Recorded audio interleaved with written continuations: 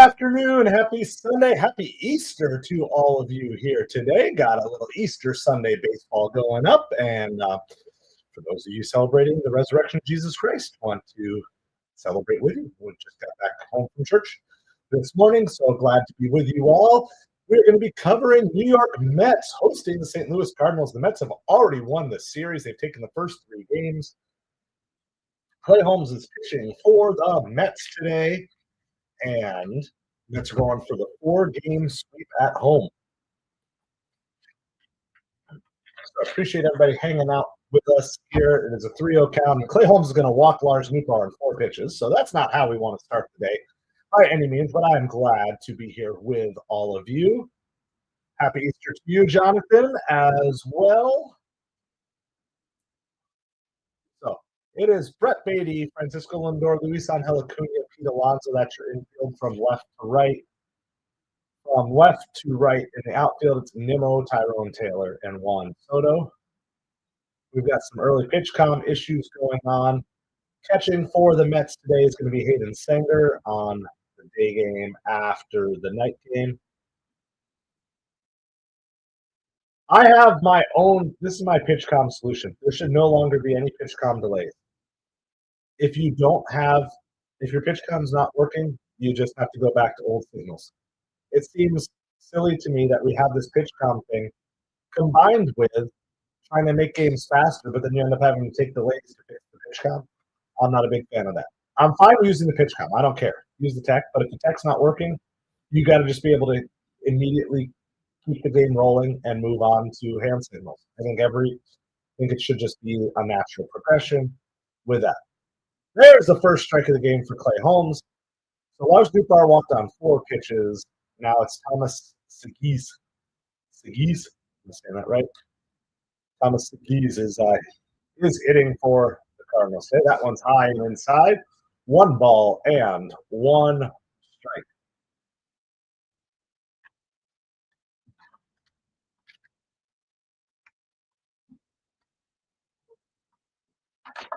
Is it Sajasi? Looks like Segis. Sajasi. There's the strike. 1 ball, 2 strikes. Clay Holmes pitching today. Call of Duty, how's it going? Hope you are doing well today. We're watching some New York Mets baseball, following along with you here today. Happy Easter to all of you. Richard, yeah, talking Mets. GC hits it to Beatty down at third. He gets the lead runner. That was kind of a slow hit ball. I'm not going to turn 2 on that. But Beatty is able to get the lead runner, keep the double play intact. So Mark Vientos came out of yesterday's game with an injury. He's not starting today. We'll do a little, as far as I know, he's still, they're not putting him on the injured list. So they're unsure if he's a bench there. How's it going, Fortnite? How's it going? Is that Jason? Am I reading that right? Appreciate everybody hanging out. We're talking Mets baseball here tonight. 1 ball, no strikes. This afternoon. Happy Easter to all of you. Rayanne, shout out to you. Thank you for hanging out with us. Donovan at the plate for the Cardinals here. It's 1 ball, 1 strike. Who's going down to AAA when Alvin McNeil? Well, I wonder, right, as of right now, if Azakar is the first one that goes back, Jonathan. Sajasi. Yeah, Sajasi. Mets should get DeGrom back. Well, I'm a huge DeGrom fan. I'm hoping that his early results in the season will continue to go. I want to see DeGrom have some good seasons. Tyrone Taylor chases that down in center field to get the second out of the inning. So I would assume Azakar would go down as of the moment. That's assuming Siri is still out. But honestly, I'd send Siri down if you could. I don't know. You probably can't send him down. I would just cut Siri. That's just my personal opinion, but Beatty's heating up. Do the Mets push hard to try to trade Marte here? Contreras is going to line this one for a base hit into center field. So that's going to be a single there. 1 ball, 1 strike. Emmanuel Captain Reaper, how's it all going? We're talking New York Mets baseball, following along the game with you here, both on a horizontal and a vertical live stream. So appreciate everybody hanging out. This is MetropoliFins, YouTube's smallest New York Mets Miami Dolphins channel. So make sure you hit that like, hit that subscribe. I'm battling the cold, so sorry that my voice kind of sounds like a frog today. But I think when you get McNeil back, it's just time to you gotta cut from the past, not from the future. And I think there's more worlds where it makes sense for Beatty to be on this roster than Azakar or Siri or Marte. I think there's more scenarios where that's a better play. I just don't think you need Tyrone Taylor and Starling Marte and Jose Siri all on this team. It's basically like three of the same guy. They're good defensive gloves that have speed. Mark, I don't have anything negative against any one of those three. It's just that I don't think we need to spend 3 roster spots on essentially the same person. That's kind of my take on it. Obviously, Marte's got a little more power than the other two, but that's a strike at the top of the zone. 2 balls and 2 strikes to Burleson. So Clay Holmes had the leadoff walk.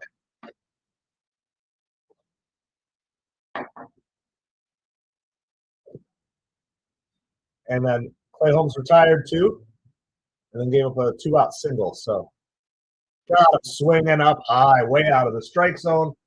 So Clay Holmes gets out of trouble. Lindor, Soto, Alonso coming up for the Mets.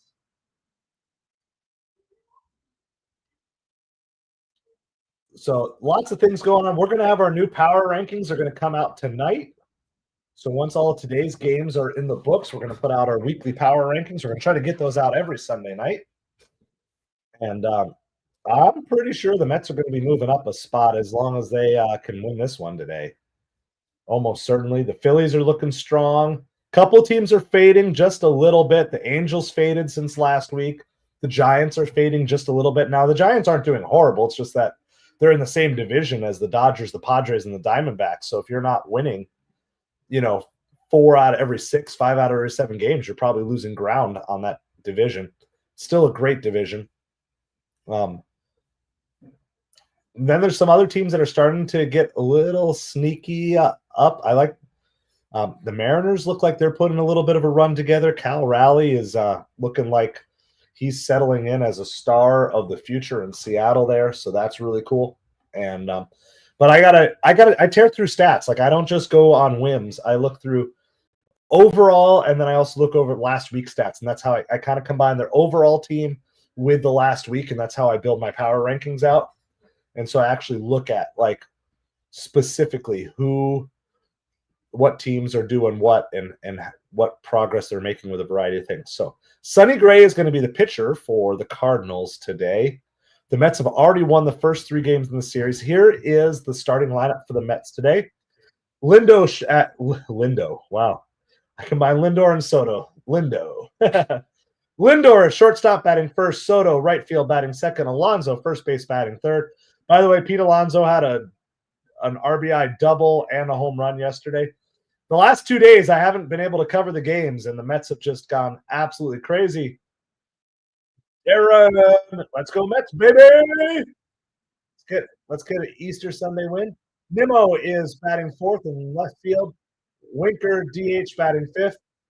Acuna, all the way up to the number 6 hole, batting there, playing 2nd. Beatty, 7th hole, playing 3rd today with the injured Vientos. Maybe available, maybe not. Remains to be seen. Tyrone Taylor is 8th, and Hayden Sanger catching and batting 9th. It is 1 ball, 1 strike to Francisco Lindor. Appreciate everybody hanging out with us here today. Once again, happy Easter to those of you who celebrate. Jesus is risen. And by risen, I mean R-I-S-E-N, not R-I-Z-Z-N. Darren is a legend in the Mets community. That's awesome. Yeah, Acuna's staying up. I'm hoping, obviously the hope here is that Vientos' injury. Oh, Lindor rockets that. That's so far gone, guys. Francisco Lindor with a leadoff home run. That was an absolute no doubt.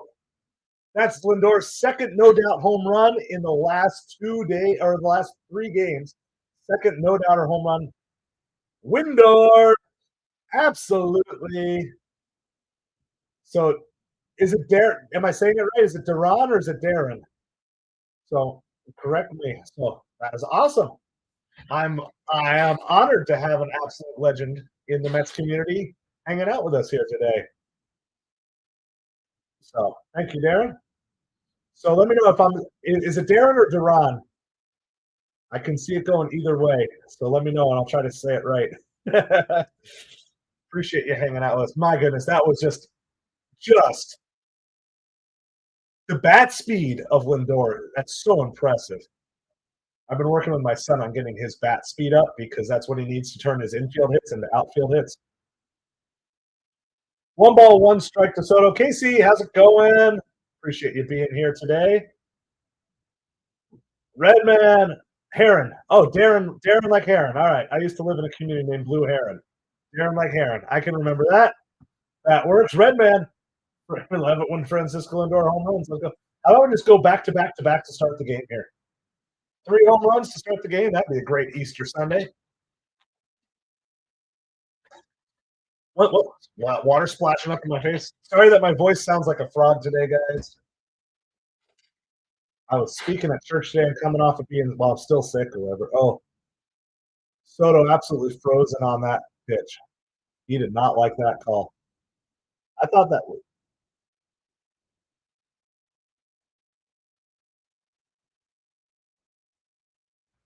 Let me see. I think the pitch was pretty good. Is it the delayed call that Soto doesn't like? Uh, I mean, it was low, but don't get kicked out of the game. Yeah. Prince Sean, how's it going? Appreciate you being here. I mean, it's questionable, but it's with 2 strikes. So yeah, Sonny Gray is an ace. That it was like, I mean, he just absolutely punished that ball. All right, Redman's calling the Pete Alonso home run today. That's outside to Pete. 2 balls and no strikes. Pete's torrid start to the season is absolutely continuing here. He's still hitting 356 on the season. An OPS of 1.22. 1.220 OPS. That's his on base plus his slugging percentage. Yeah, I love this Pete Alonso. That's strike down the bottom of the zone. I agree, Redman. I love this Pete Alonso as well. So we were talking New York Mets baseball today. It was almost because Soto gets so low that he expanded his strike zone though. Well, Pete ripped that one backwards. 2 balls, 2 strikes. Good cut by Pete there. Nothing bad on that swing. You love it. You love this Pete Alonso. Prince John, how's it going? Appreciate you being here with us.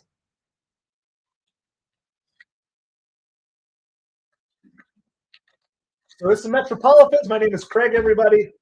We are YouTube's smallest New York Mets and Miami Dolphins channel. So I appreciate everybody being here. Yeah, Sonny Gray was the Cy Young runner-up with the Twins in 2023. Pete reaches on that with 2 strikes. Kind of got to protect with 2 strikes.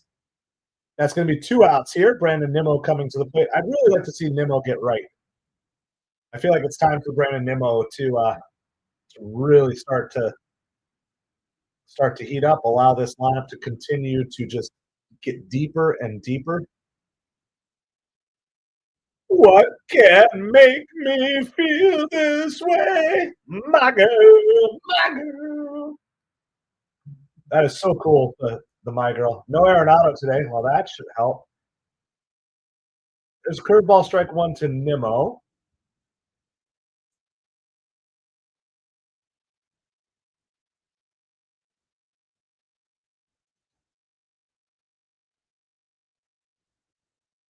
Yeah, I'll run through the Cardinals lineup here. Nimmo swing and a miss on that one. No balls and 2 strikes. So Cardinals lineup is Nootbaar hitting first and left field. Sajis. Hold on, I already forgot how to say it. Sajis, shortstop, batting second. Donovan, second baseman, batting third. Nimmo fouls that one away. Contreras, DHing, batting fourth. Burleson, first base, batting fifth. Walker, right field, batting sixth. Nolan Gorman, third base, batting seventh. Pajes, catcher, batting eighth. And Scott the third, their speedster center fielder, is hitting ninth. Manaya's in that house today. Nimmo grounds that one back to Gray, and he's going to be retired. But the Mets, I don't have my banner updated yet here. All right, well, it is 1-0 Mets. And we're going to go to the top of the second inning. Mets have the early 1-0 lead on the absolute bomb. Absolute bomb by Francisco Lindor.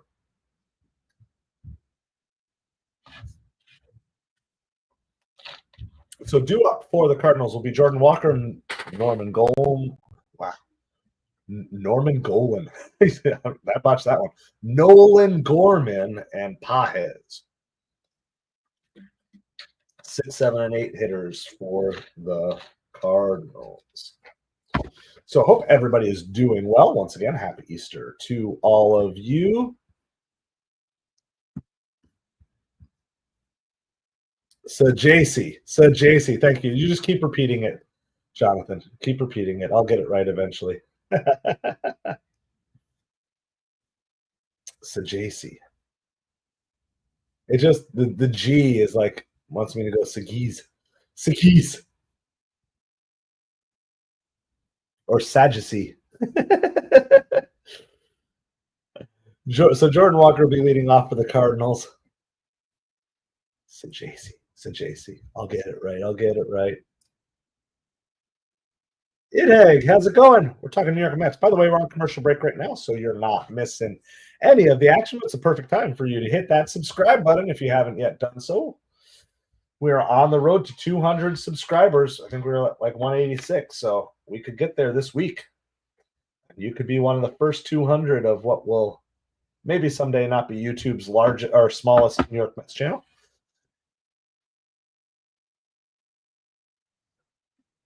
So appreciate everybody hanging out. Mets have already won this series. They won Thursday, Friday, and Saturday.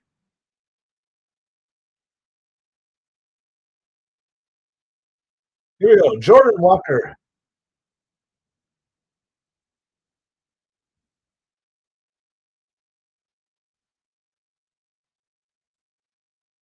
Jordan Walker's hitting .239 on the season, 1 for 8 against the Mets in this series. That pitch is swung on out of the strike zone. No balls, 2 strikes to Jordan Walker. Jordan Walker is a very highly touted prospect, but he's yet to kind of put everything all together. When he first came up, he was on fire for a couple of weeks, but he's really had a lot of trouble laying off that outside breaking pitch.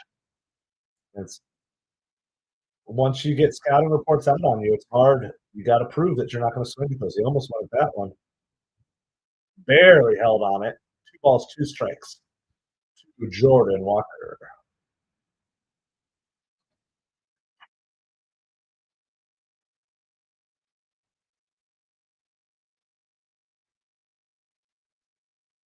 Outside corner, called strike 3. Absolutely froze Jordan Walker on that one. It's going to bring up Nolan Gorman with 1 out here in the top of the second inning. The Mets scored their 1 run on an absolute towering home run.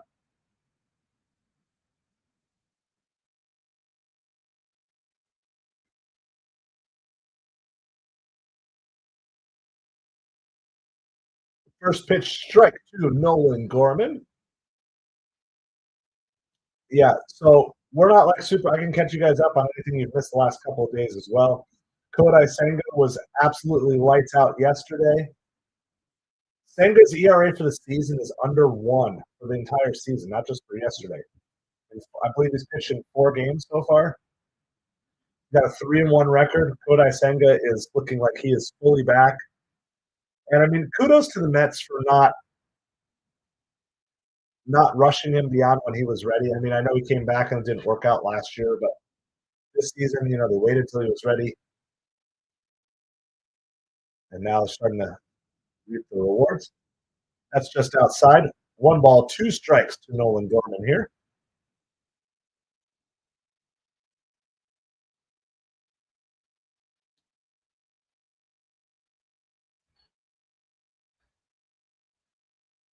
This is fly to left field. Out to Brandon Nimmo, and he gets under it, makes the catch. It's going to be 2 outs here. 2 outs in the top of the second inning. I've got myself some ginger beer today. That's this is my bubbly drink to try to help with everything here.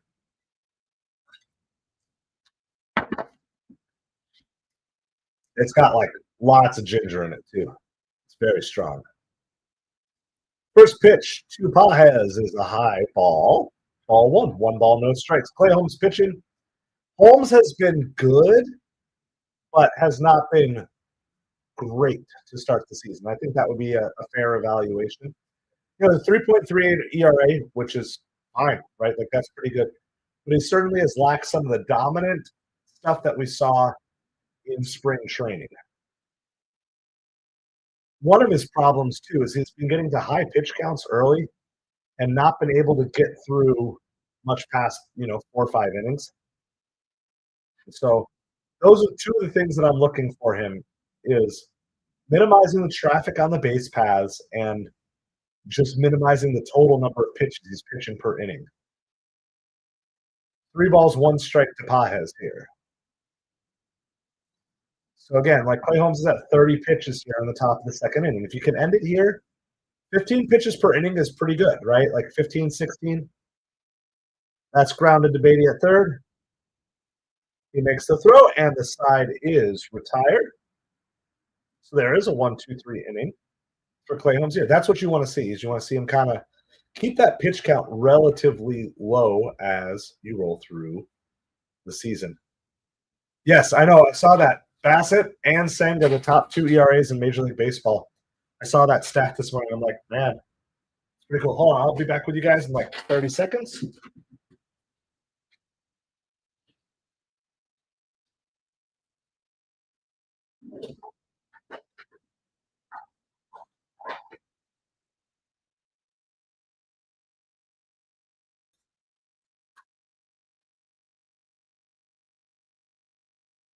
We're just still working on getting over this cold here. I think it was like some form of like bronchitis or something. So fortunately for you guys, you're on the other side of the screen.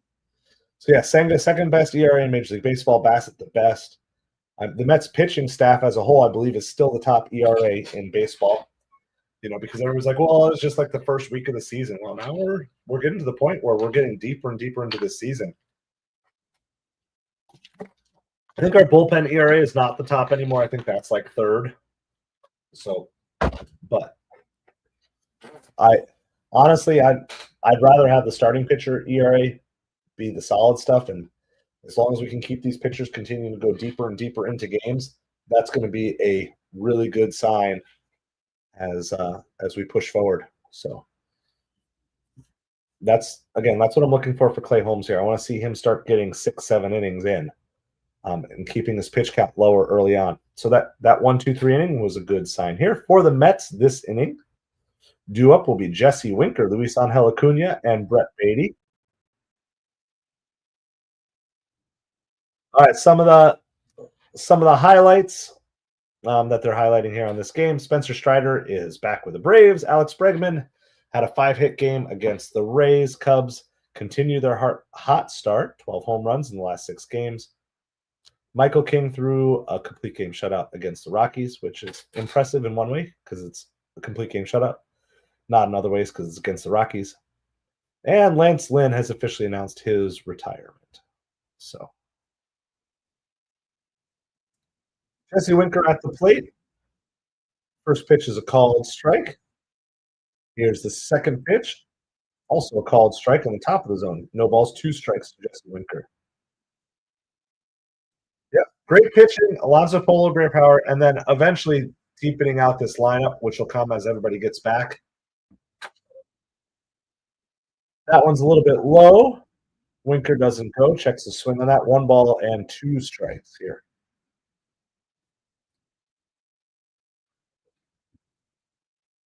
Acuna's batting average is at 268. Brett Beatty is now up well over 200. Well, not well over 213. Call strike 3 on Winker. Winker looked kind of really overmatched that at bat.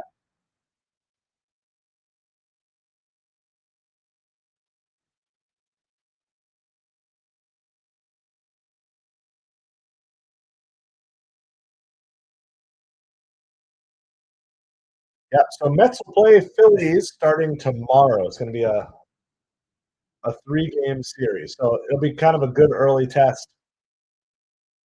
First pitch to Acuna is high. 1 ball, no strikes.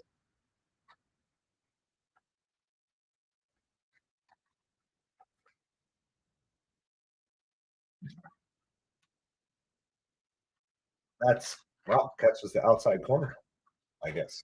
1 ball, 1 strike.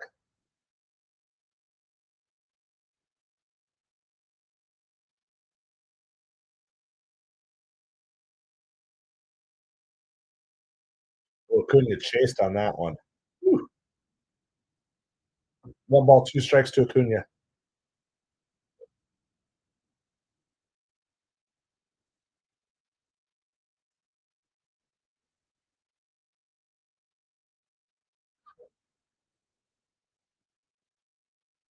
That one's in the dirt. 2 balls and 2 strikes to Acuna here. Acuna's got to battle back.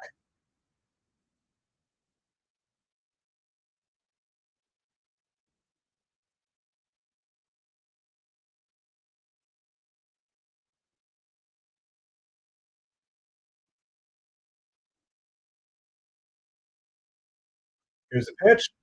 Lays off. Good pitch to lay off. That was a tough one to lay off for Acuna. You're going to be at Citi Field on Wednesday, Jonathan. Awesome. I haven't looked at the full Mets schedule this week. Tomorrow is my birthday, so I'm going to try to cover the game tomorrow night. Be looking for a birthday win for the Mets tomorrow. Acuna rips that one. Jordan Walker makes a nice slide and grab. So Jordan Walker didn't look the greatest at the plate, but that was a good defensive play there.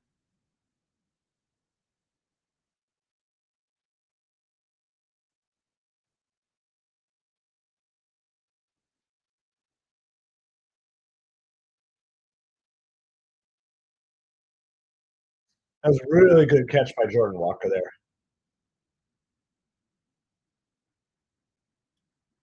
Yeah.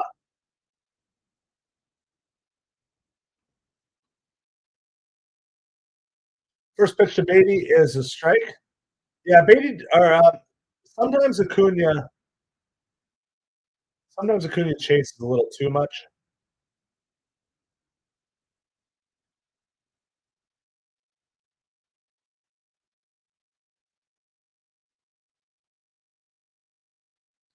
So Beatty's getting the start today. Vientos got hurt yesterday. He may or may not be available to pinch hit later in the game, is what Carlos Mendoza said.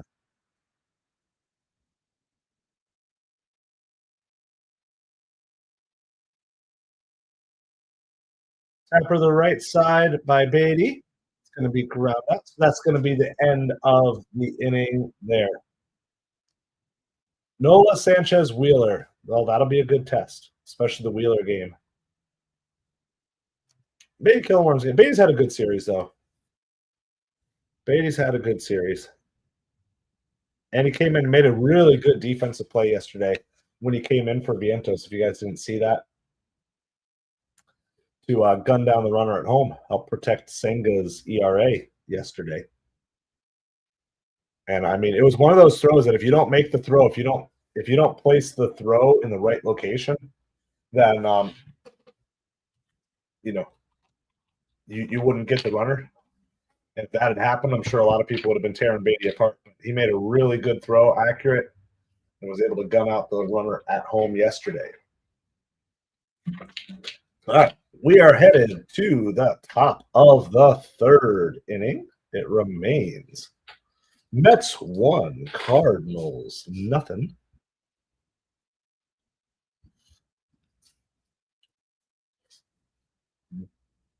Due up for the Cardinals is Scott, and then back to the top of the lineup with Newtbar and Sajasi. Sajasi, if I'm saying it right.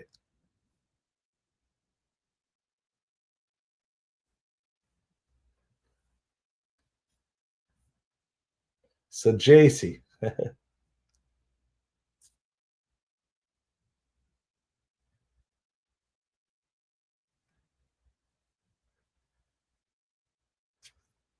What can make me feel this way, my girl?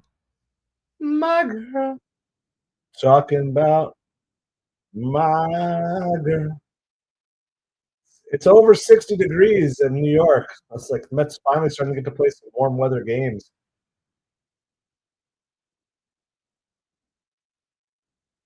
Wow, Mets are 8-1 at home this season.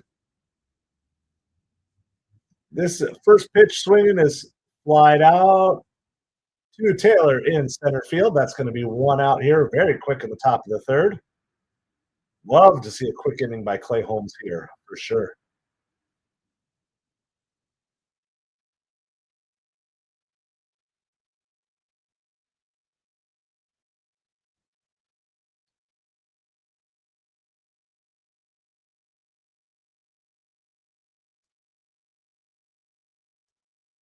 Gary Cohen's dog passed away. That's kind of sad. You can hear the sadness in his voice.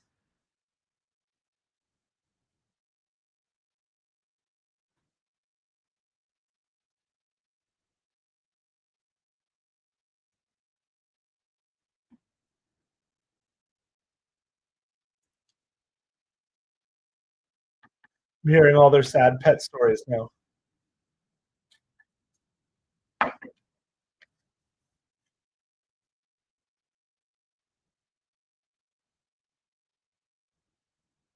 Oh, they're gonna make me cry. I'm not even a pet guy.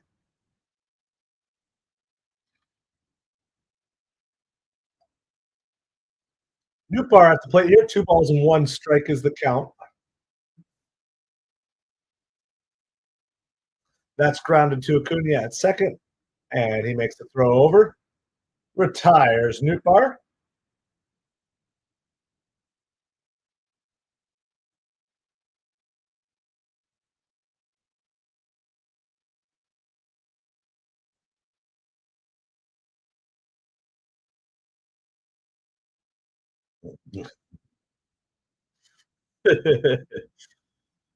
The chemistry of Gary, Keith, and Ron is just absolutely unmatched, guys. I listened to a lot of other broadcasts from a lot of other markets, and there are so many that just don't have any sort of camaraderie and being able to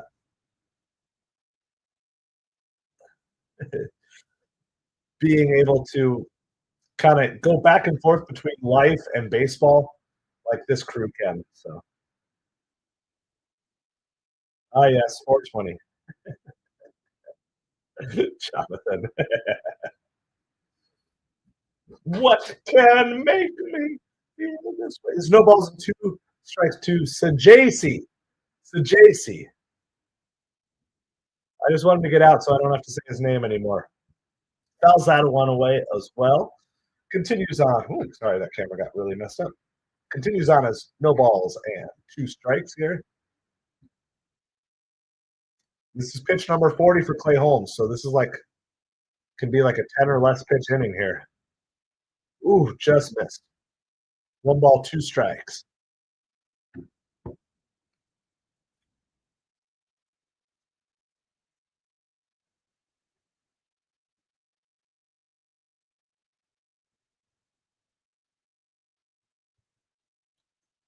Hit to Lindor. Makes the grab. Throws to first. Scoop by Alonso. That's going to retire the side. We're headed to the bottom of the third inning. Mets still leading 1-0. The bottom part of the Mets lineup is due up. Tyrone Taylor, Hayden Sanger, and then turn it around over to Francisco Lindor at the top. What can make me feel this way, my girl? Talking about my girl.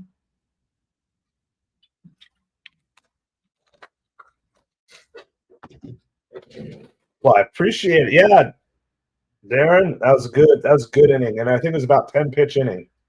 So not just 1, 2, 3. It's back-to-back 1, 2, 3 innings, actually, I believe. And his pitch count is like right at around 40, 41. What is it? 41 for Clay Holmes. So we will absolutely take that. I want to see Clay get to the 7th inning in this game. That's like my goal for him. Not that he cares. Not that he cares about my goals for him, but I care about my goals for him. Be nice to see him. Yeah, pitch into the 7th. Now, Edwin Diaz is probably available today. I would assume he pitched back-to-back days, had a day off, and pitched yesterday. So I'm assuming Diaz is available. But the Mets are in the midst of this really long stretch where they only have like one day off out of like 17 games or something like that. It's a really tough stretch with not a lot of off days. And of course, you're going right into a Phillies series. So I wonder if maybe Diaz wouldn't be because they'd want Diaz to be available for the Phillies series. I don't know. If you guys have heard anything, let me know. I say let's just go out here and let's see the Mets put up. Let's see the Mets put up 6 or 8 runs this game and not even need the Diaz. Let it just be a Danny Young game at the end. Did you guys, anybody do any special food? My wife made some quiche and cinnamon rolls for Easter brunch today. So I didn't have any cinnamon roll because I had too many donuts at church. But I did have the quiche and sausage and homemade sausage. Homemade beef sausage was really good.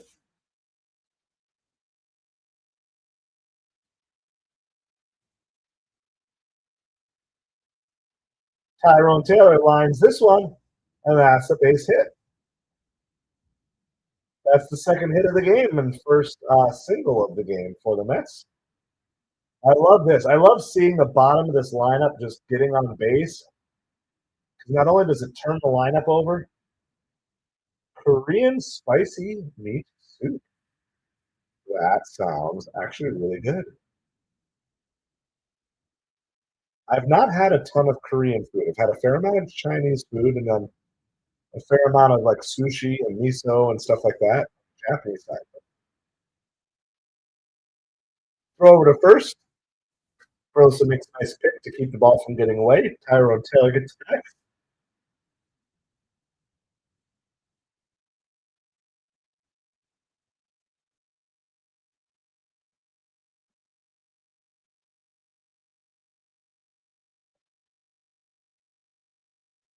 Yeah, exactly. I'm looking. I want a Danny Young game and get the bullpen rested up for this next series. I mean, I'm not saying that you don't try to win this game, but is there a world where Mendoza's just not going to pitch the best relievers regardless?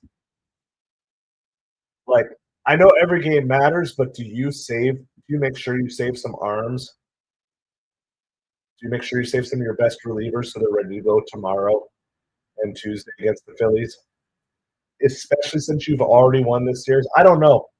That's a level. So on the little league side, we'll do that, right? So we'll save better arms to face better teams. I don't know if they do that at the major league level. But on the little league level, we do that, especially when you deal with very strict pitch count limits. So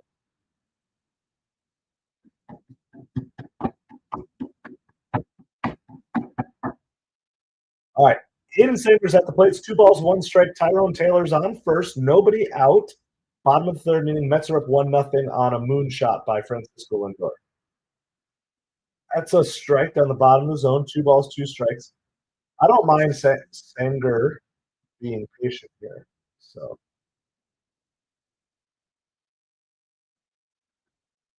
Yep. Rusbon, Kranick, Stanek. We're Kranick. Woo! Man, Sonny Gray's got a good kickoff move. Aaron Taylor got back, but barely. Barely back. However, that's the second disengagement, so.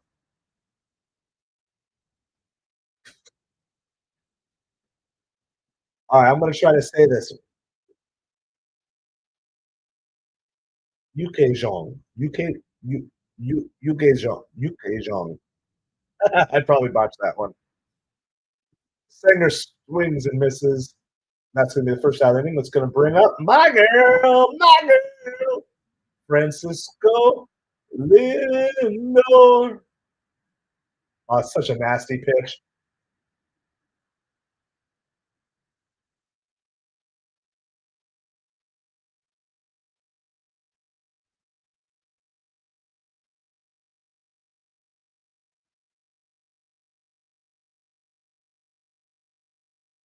First pitch is low. 1 ball, no strikes to Lindor.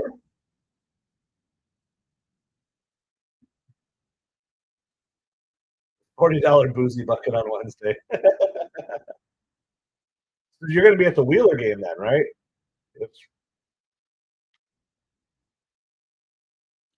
That very easily. Whoa!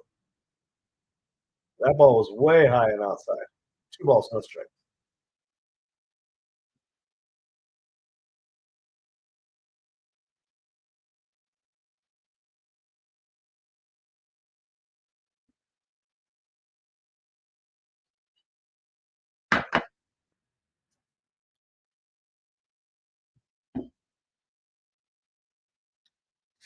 Is that a Wednesday night game or is that a Wednesday afternoon game, Jonathan? I haven't looked at the schedule. If it's Wednesday night, I can't cover it at least on time. I can maybe cover the second half.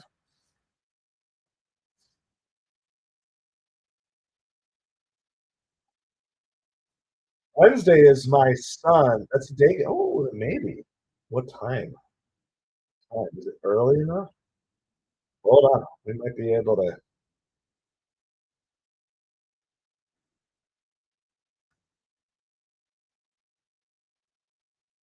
It's 1 o'clock. I think I can cover that game. I think I'm going to be able to cover that one. Yeah, I can because my son's final regular season game is Wednesday. Our regular season is over. Welcome to the world of Little League Baseball in Florida. So, by the way, it's 3-1 to Lindor here. Sorry, getting distracted by the Lindor rips that one. Taylor's going to go first to third. Lindor's 2 for 2 once again. All right. Rally Pig. Soto has been breaking out a little bit here.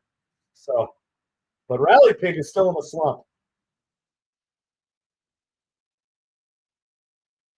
So we gotta get Rally Pig off of his slump here. This is the time to do it. Soto Alonso coming up, 1 out. Rally Pig is facing.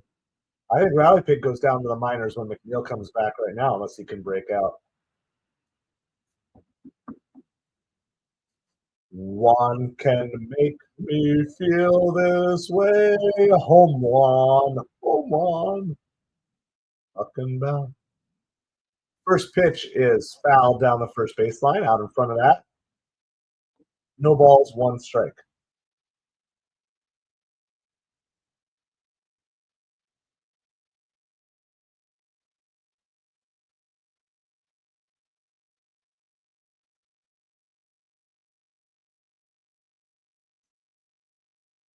No, uh-oh.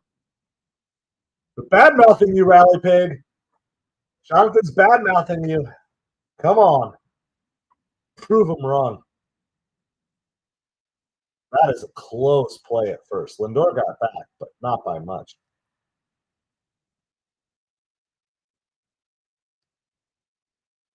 Rally Pig's going to break out here.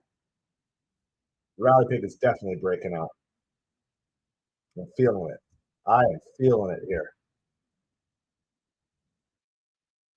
That's inside the Soto. 1 ball, 1 strike.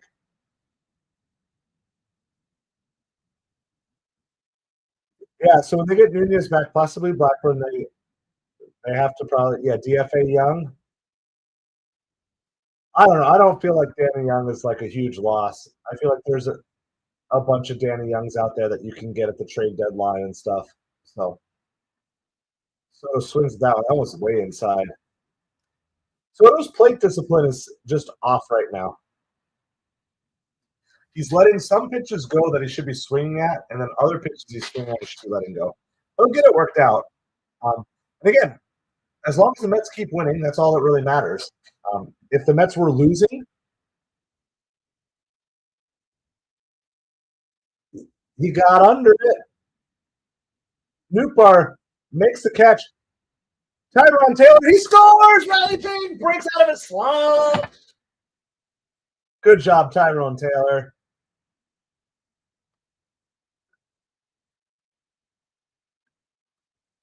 There we go. Let's go, Riley Pig. That was a really aggressive play by Tyrone Taylor.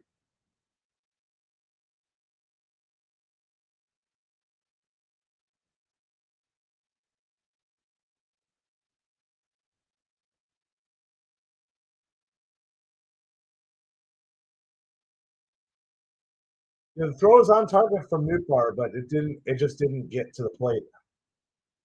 So Pete Alonso is at the plate. It is 2-0. Riley Pig stopped Soto from his home run. Yeah. Well, you know how it is. You gotta break out of a slump somehow. Sometimes a slump buster is all you can do. So there's 2-0 Mets here in the bottom of the third inning.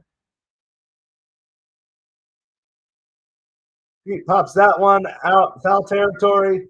That's going to end the inning. But the Mets do get another run, so we're going to take it. We're going to take it. Let's keep all we do is score one run every other inning, and that brings us to like a 4 or 5 run game here by the end of the game, as long as Clay Holmes can do it. Rally Pig, they don't like you. The New York crowd is a hard crowd, Rally Pig. It's just how it is going to the top of the fourth inning. It is 2-0 Mets. 2-0 Mets. So again, like this is kind of my take. That's why I like Tyrone Taylor and Jose Siri. They're essentially the same player. They're fast guys who play good defense and don't have the greatest offense. I think I prefer Tyrone simply because I think he's got a better chance of getting on base. You know, Siri's just kind of like feels like he's home run or bust so much.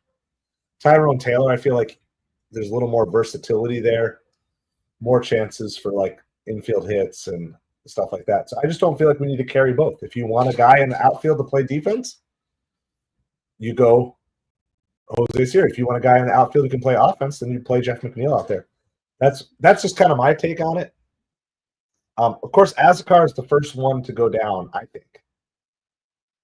But yeah, I know, like it's true. That's true too. It's just like, is that what you want to build? I don't know if I want to build my lineup around a guy who's going to only get hot for a month. I want to build my lineup around guys who can consistently get on base. Like that's just kind of more my baseball philosophy. I understand the counter argument. You know, and obviously that's not something that Tyrone Taylor can do. You know, I don't think there's any baseball fan out there to say, yeah, like Tyrone Taylor can carry our team for a month. All right, here we go. Clay Holmes back on the mound here.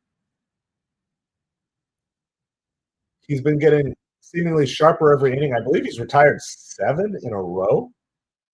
I have to check that. It's been a good start. The first inning was a little dicey, but then since then,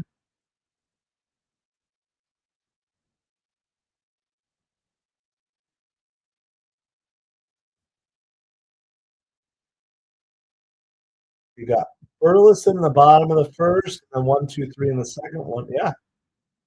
Yeah. Clay Holmes is currently retired 7 in a row. So, and his pitch count's been staying pretty low here, which is also another thing that we are looking for.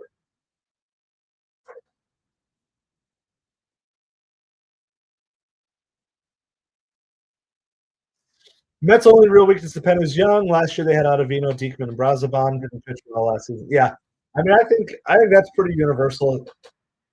You know, I'm not a huge Paul Blackburn fan, but if I had to choose between the two, I think I'd rather have Blackburn out there, knowing that at least you have him as like an opener that you can do. Call strike 3. So there's 8 in a row. 8 in a row retired by Clay Holmes.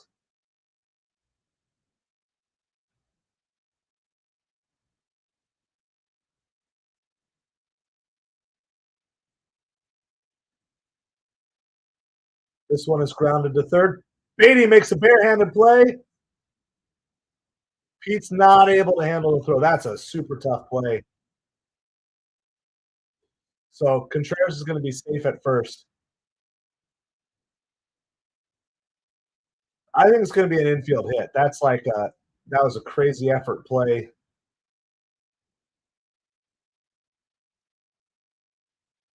They're interviewing John Oliver, which I really don't care about. I just want to see the play.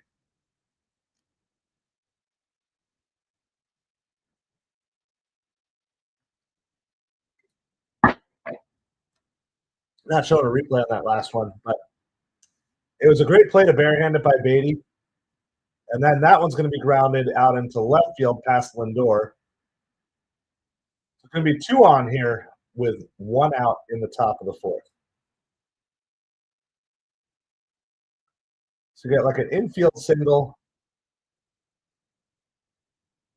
followed by an outfield single. So we got a little bit of a threat. Yeah, I know. I'm about ready. Like, seriously, I'm just going to switch over to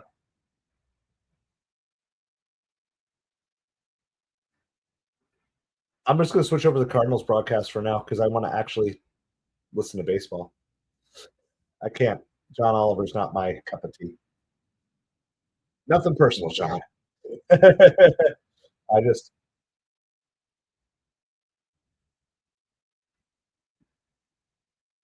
All right, here we go.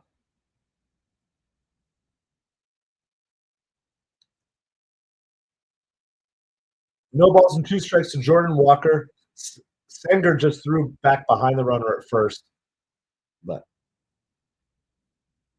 this is Clay Holmes' first difficult inning since the first here. So looking for a ground ball double play or the strikeout. Jordan Walker ends up using his timeout here. There are some celebrities. So there's some celebrities in sports that pair well together. And then there's others that just don't seem to work that well. There's a swing and a miss by Walker. Man, Walker looks like he's just not seeing the ball well at all.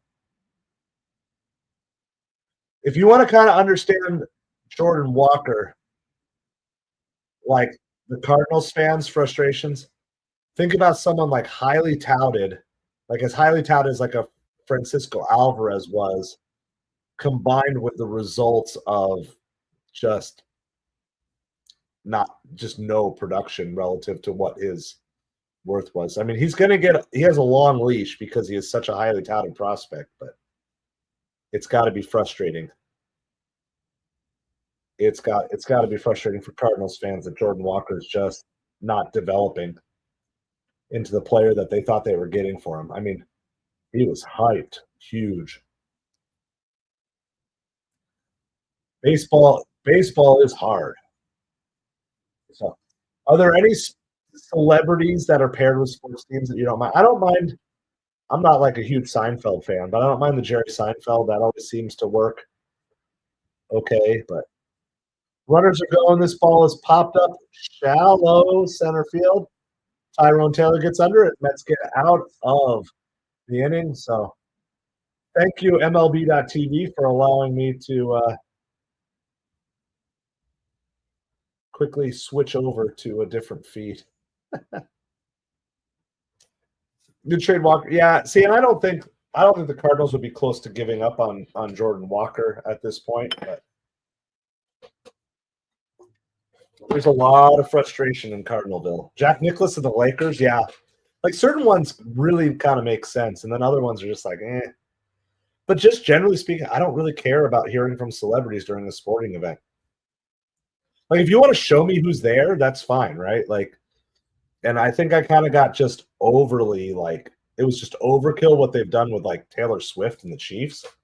That just makes the point. Like I don't even want to. I don't want to be talking celebrities. I don't want to be thinking celebrities. By the way, that did end the inning. In case you weren't following along or you missed something here, I know I'm talking and rambling about other stuff. So we're headed to the bottom of the fourth inning. Mets are up 2-0. Due up for the Mets will be Nimmo, Winker, and Acuna. I would say of the Mets players in this lineup, Winker is one that I'm kind of like. I'm feeling like, man, has he lost something? Because he seems like he's just not bringing the same fire this year as I was expecting. What I liked about bringing Winker over last year was he's kind of this fiery guy and kind of scruffy, just get out there and tangle it up and not afraid to get into a fight sort of player. But he's kind of looked overmatched at the plate a little bit. So I'm going to be watching him a little bit more.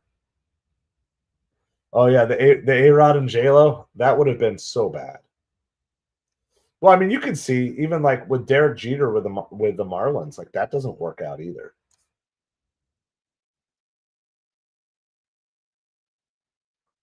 It's really hard to like. I understand why celebrities want to get in on owning sports teams because the ROI, your return on investment on owning a sports team is like great.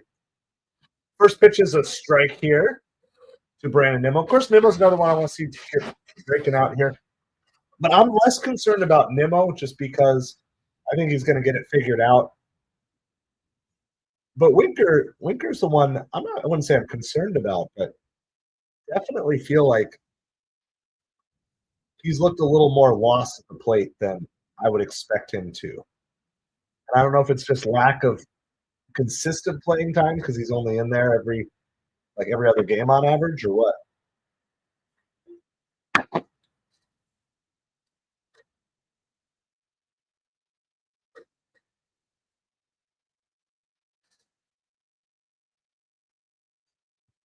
Nimmo grounds that one to second, and he is retired there. So Mets are averaging 4 runs per game, which is like 12th in the National League, which is not good. Which again leads me to believe that this team is going to be ready to, at a certain point, the pitching is not going to be this good, right? Even if they end up being the top pitching staff in the majors, there's going to be a week or two where pitching's going to have struggles, and so then that's going to be time for the bats to carry them. But I mean, you have to give major kudos to how Stearns has put together this pitching rotation. That we were 7 starters deep, like realizing that we were 7 starters deep going into spring training, and to be missing 2 of your starters and having basically zero impact to your starting rotation. That's a testament to how Stearns puts together his rosters. Winker swings way underneath that one. 1 ball, 2 strikes there. So I really, I've got little things that I don't like in general, but I try to be as praiseworthy as I possibly can because you know how many teams would love to have, 4 good starters. Winker strikes out, throw down to first to officially retire him. Yeah, Winker just looked overmatched in that plate appearance and his first at bat today too. So I'm not sure what's up there. I mean, he's a professional hitter. I think he's going to come back around, but like I said, I wouldn't say it concerns me, but I miss the kind of that spunk attitude that Winker brought last year.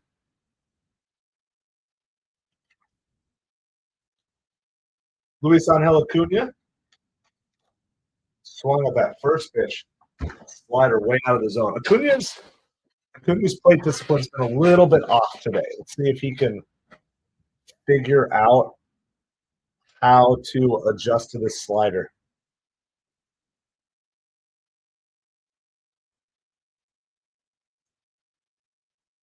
There's a liner into center field. That's going to fall in. Good job by Acuna to battle back. I mean, that first swing was a really bad swing, but to not give up and do that. Yep. Clay Holmes and Griffin Canning for pennies on the dollar. I mean, I'm going to tell you what, I was, of all the pitchers we had, I was like super skeptical. And actually, if you consider Paul Blackburn too, really, we were like 8 starters deep. I kind of forget about Blackburn. All right, Beatty's at the plate here with 2 outs in the bottom of the 4th. First pitch is a strike. Sonny Gray is a good pickoff move. Luis Angel Acuna is a good base stealer, so this would be kind of an interesting matchup here. There's zero reason that Acuna should not be at least looking to steal here. First move over, Acuna gets back.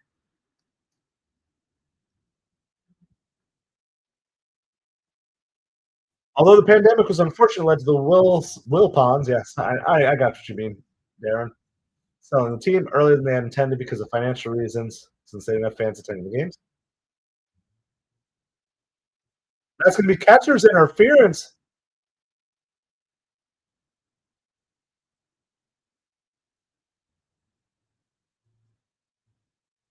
I don't know what's going on here. They ruled as catcher's interference.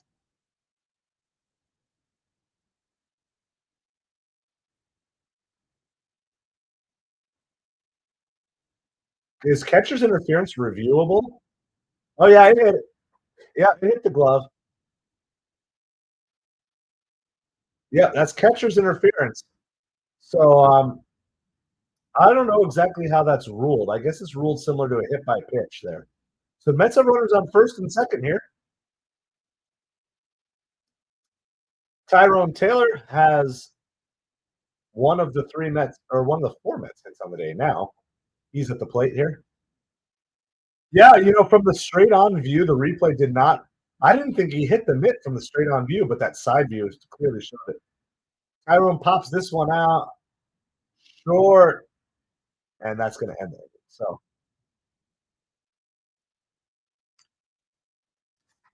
it's going to be 2-0 Mets going to the top of the 5th inning. We got a lot of different chats going on here. I got to wrap up all my thoughts here. We'll do that here. Yeah. So going back to this Will Pond selling the team.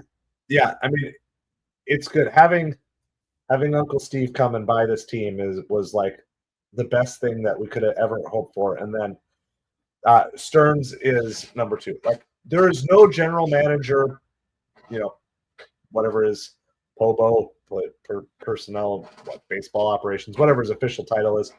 There's no guy who's going to get everything right. But when you tie that back into stuff like this, right, getting Clay Holmes, Griffin Canning for pennies on the dollar, this is what you're looking for, is not making big long-term mistakes. If you sign a pitcher for a 2-year deal and it doesn't work out, it's just not a big deal because you're not just stuck. What had happened previously is we got Scherzer, we got Verlander. There's just so much money tied in, and it was just so hard to get out of those deals. And, I get it. Uncle Steve's got money, but he's still a businessman. He's not just like he wants to waste his money. And so you got to find both the diamonds and the rough, and then combine it with being able to splurge and maybe overpay for the key pieces that you need to keep your core team together. And I think that overall, this setup that we have going on right now is really good. And I'll say, obviously, a lot of people were not expecting Senga to come back full strength. I kind of never really doubted. I kind of just expected. I just didn't expect him to be back full strength this quickly. But hopefully, he will just continue, and fingers crossed that he is injury-free for months to come here. All right, let's do this. Let's run a quick little scoreboard update here.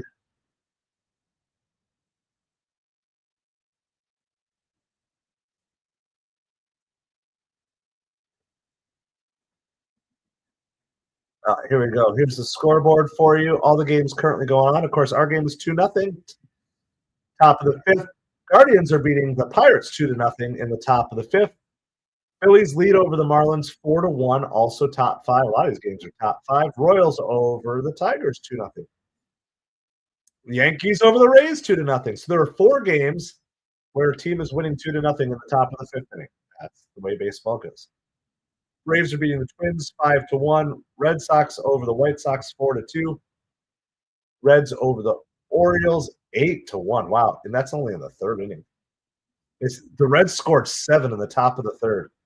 The Mariners are really starting to heat up. I don't know if they're going to crack my top 10 for power rankings, but I'm going to do a little digging. If they can win this game, I'm going to do a little digging and see what they've got. Tell you another team that's been really impressive relative to expectations has been the Athletics. They are losing 4-0 to the Brewers, but the Athletics are only 1 game under 500. And so kudos to the Athletics for continuing to fight. Their Dodgers-Rangers just underway, 0-0. Diamondbacks Cubs warming up. That's also 0-0, and got a couple of night games tonight. So that's what we have going on. So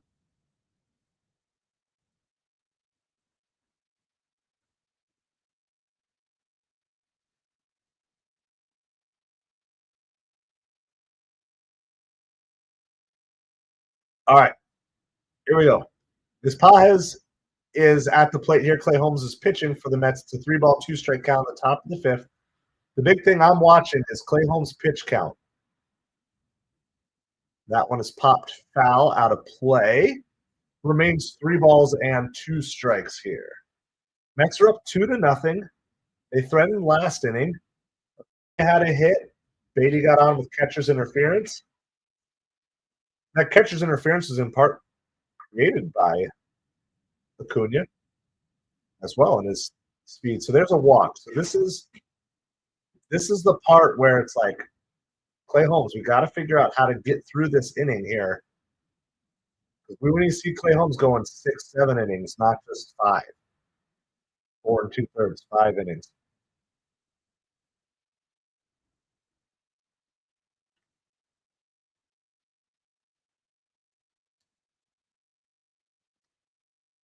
All right. First pitch to Scott there was a called strike, so there's 1 on, nobody out, top of the 5th inning. Mets are up 2-0. Beatty's playing on the grass for the bunt. That's a changeup outside. 1 ball, 1 strike here. Yeah. Didn't become a multi-billionaire by making foolish investments. When fans complain about Stearns being dumpster Dave. Yeah, no, what's great about Stearns is he has the ability to build a great roster from nothing, which means he knows how to find the diamonds in the rough, because it's what you have to do if you're in Milwaukee with the Brewers. You got to figure out how to get, great players at cheap prices. But now he has that skill set combined with a budget, so that way you can overpay for Soto. And if the Mets choose to do so, they can. And I think you guys let me know what you think. I think it's much more likely with Vlad Guerrero Jr. off the board. I don't see any reason why the Mets and Pete Alonso don't do a longer-term reunion after this season. And if the Mets do somehow manage to win this World Series this year, I think you just have to pay up. I think you just give Pete 5 years and millions upon millions of dollars, and you say, thanks for bringing a world championship here. Let's try to do it again.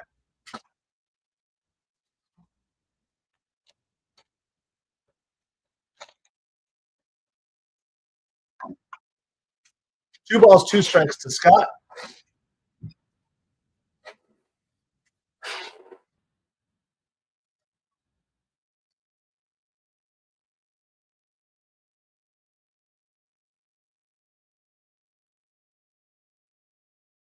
This ball is popped. Foul out of play. Remains 2 balls and 2 strikes.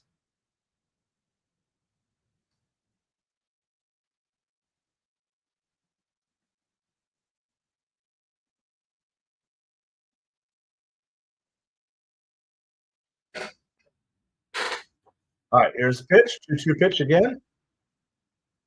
Fouls that one away, too. So we're seeing if Clay Holmes can pitch out of trouble. Pete Alonso, Kyle Tucker.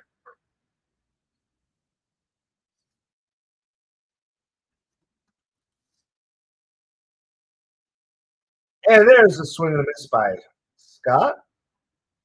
All right, I'm going to look up Kyle Tucker here a little bit because I know he's a good player. I don't know too much about him overall.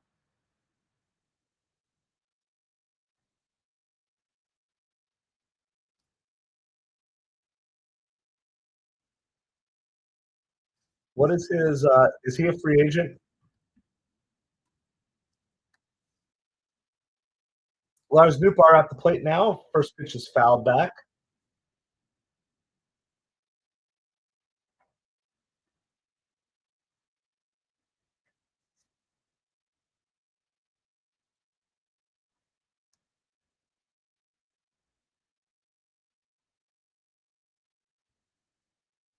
Does not swing on that one. It's going to be 1 ball, 1 strike.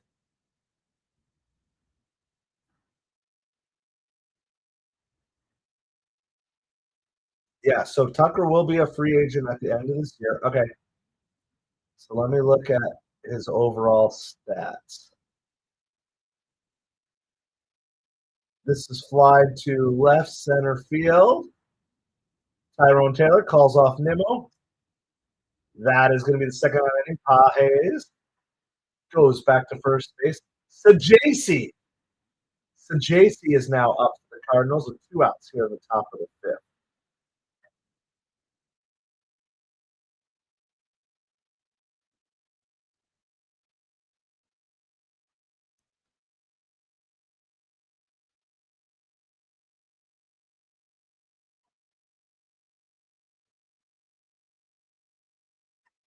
Let's bring up some Kyle Tucker. If you're watching horizontally, you'll be able to see this.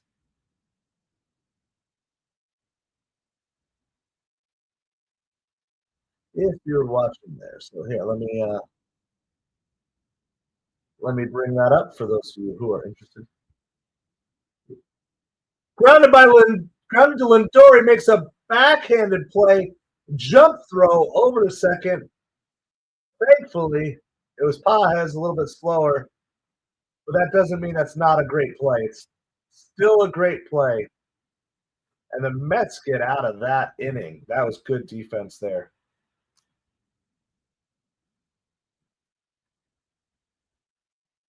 All right, so here we go to the bottom of the 5th. It's 2-0 Mets. Let's look up Kyle Tucker contract here.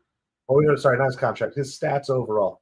So a couple things. He's born in 97. So that means he's going to be like 29 next year. Be 29, so that's still on the good side of 30 if you're looking for, because he's going to want 8 years or something like that, I'm sure. This is his big contract, right? He's going to be a free agent at 29. That's going to be his big contract year. I mean, he's doing great this season. Just he's hitting 315 on the season, 6 home runs, 4 stolen bases, 23 RBIs. He's a right fielder. So then where do you play him then? Are you thinking Tucker for center field? Because I don't think you're going to move Soto out of right. So can Tucker play center? So let me know. Let me know where he's playing here. Looking at his overall, 276 is his career batting average, so he's definitely playing up this year. But he still hit 289 last season as well. Definitely had some limited season. I mean, if you look at his seasons, I don't know about the early on, but he's only played over 100 games in 3 seasons. So 2021 to 2023. Obviously, you can't count 2020 that much. So yeah. So then you go, where do you go, Nimmo? You go Nimmo to center. You go Soto left, Nimmo back to center. I don't know how much they want Nimmo. Or do you get yourself another center field and you just rotate the 4? You rotate through your designated hitter. I'm not opposed. I'm just trying to figure out how you piece everything together. Yeah, I mean, you could do that. Go Nimmo to DH. Yeah, there you go. You guys are both on the same.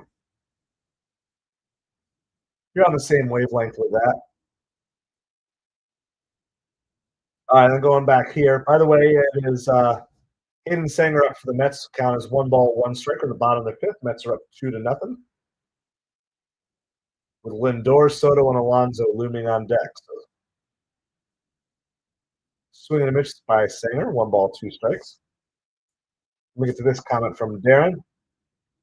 Had my doubts about Pete, but if he continues to have the kind of season he's having, definitely give him 5 years. I mean, Pete and the Mets just feel like it just has to be. It just feels like the Mets have to make this work. And especially if you can combine, that's a nice swing. It's going to be caught out in center field, but that's a good shot that by Sanger out to center field. It's going to be one out of the bottom of the fifth. If the Mets win the World Series, you just have to bring Pete back. You just have to make him a Met for, maybe not for life, but at least for the majority of his career. Back to the top of the lineup. This is Francisco Lindor, 2 for 2 for the day. Started out the game with a towering home run.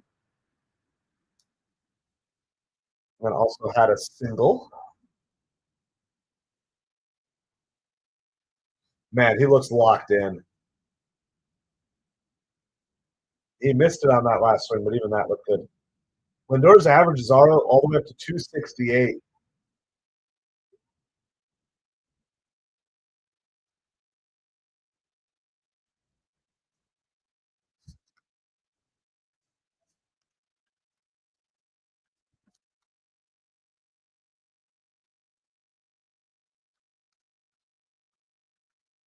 So Gary Cohen just mentioned a stat. Last year, there were 127 four-game series, and only 15 of those resulted in sweeps. So the Mets are on the verge of doing something that's really hard to do.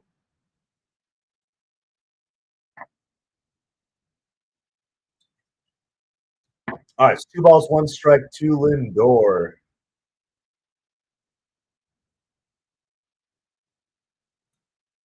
Just catches the outside corner. 2-2.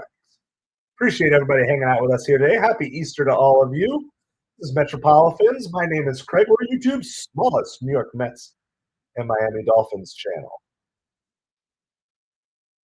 Ooh, Lindor swing and a miss on a good slider by Sonny Gray. That's going to retire him. Going to bring up Juan Soto.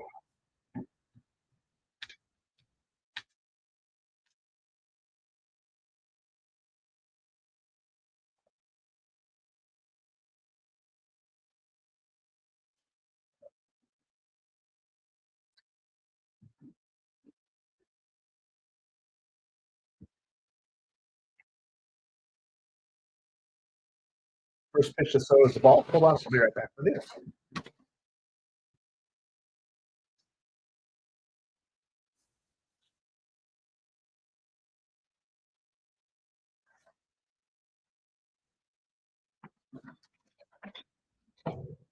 Soto rips that one, and that's going to get through for a hit for Juan Soto. So Soto had an RBI on a sac fly earlier in the game. Now he has another hit. I feel like Soto's just a matter of like a week or two away of really breaking out into the Soto that he seems to be kind of starting to lock in just a little bit more.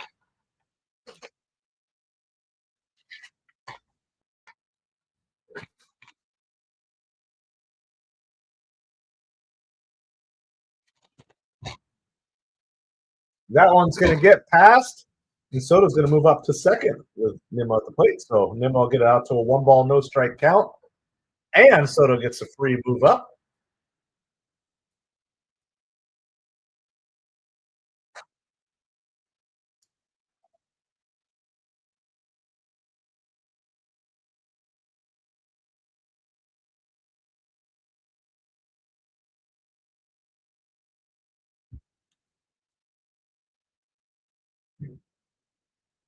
All right, 1-ball, no strikes to Nimmo here with a runner in scoring position. I want to see Nimmo really get back to just shooting the ball the other way. That's outside. 2 balls, no strikes.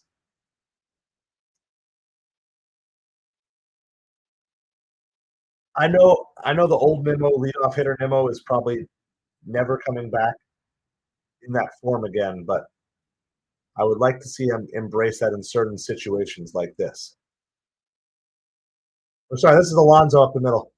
Base hit up the middle. Soto's going to score. I totally botched that call. Well, there's an RBI single for Pete Alonso. It's going to be 3-0 Mets. That's Pete Alonso. Now Nimmo's coming up. So it is 3-0 Mets here in the bottom of the fifth.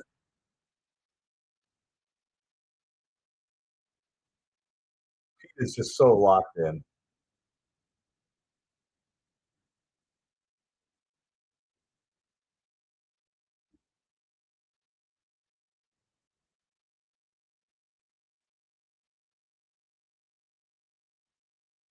All right. Anyway, back to Nimmo. I do want to see Nimmo break out here as well. So Pete Alonso just retook that National League RBI lead over former Met Wilmer Flores and perhaps future Met Kyle Tucker, as we were talking about. Yeah, I feel like Nimmo's overswinging. I'm trying to like analyze his overall, but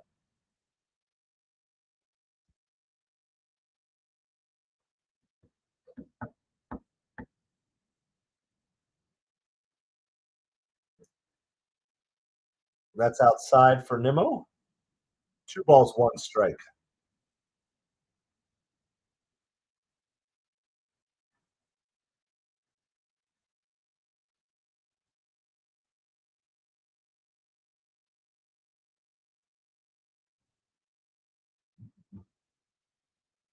Online Poker Rush, thank you for the like. Appreciate it. How you doing today? Happy Easter to you.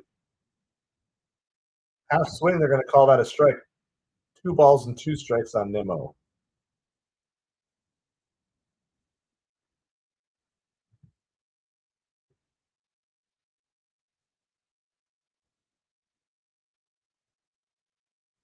That's inside on Pete. Full count. 3 balls, 2 strikes.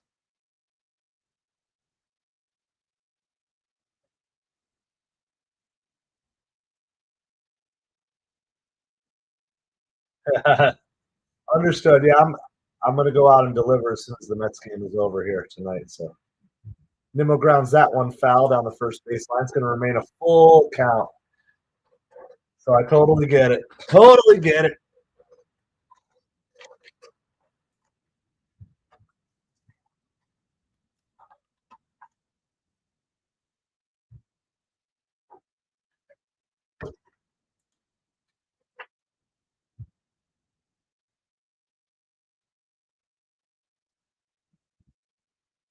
Swing and a miss by Nimmo.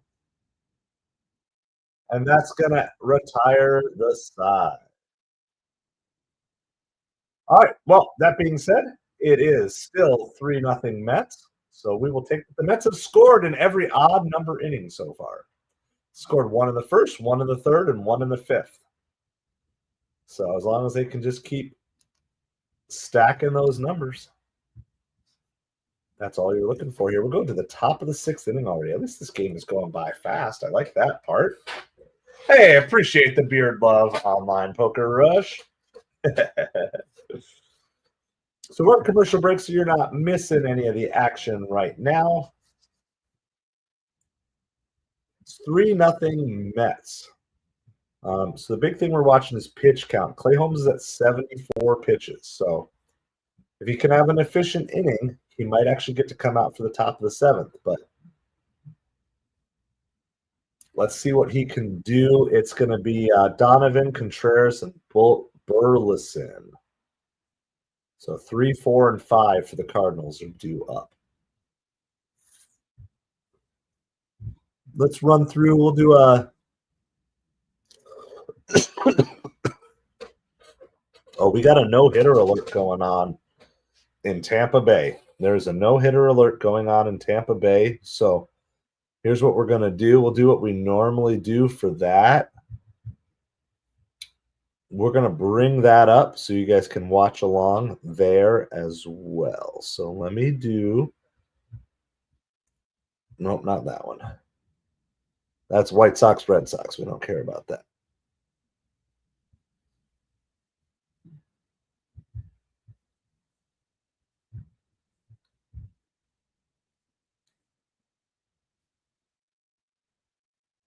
Let's see who's pitching for the Yankees today. It's Max Fried. He can do it. Max Fried knows how to do that. He could. All right, so I'm going to get this set up so you can follow along.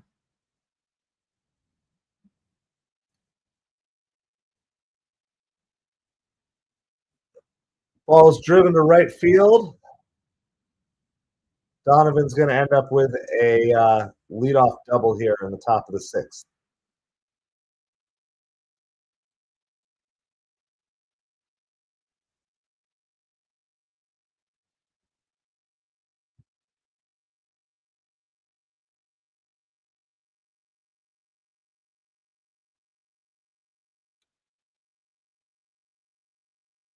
All right, let's try. Let's do that. Hopefully you guys can see that. I know. I know not all of you guys like this. I'm just a baseball fan who enjoys seeing things like that happen. You have 5 games at once. So it's pretty cool. You can actually have 4 games up at once on the MLB app. By the way, the Reds are up 10-1 on the Orioles. Time for the Orioles to panic yet? I don't know.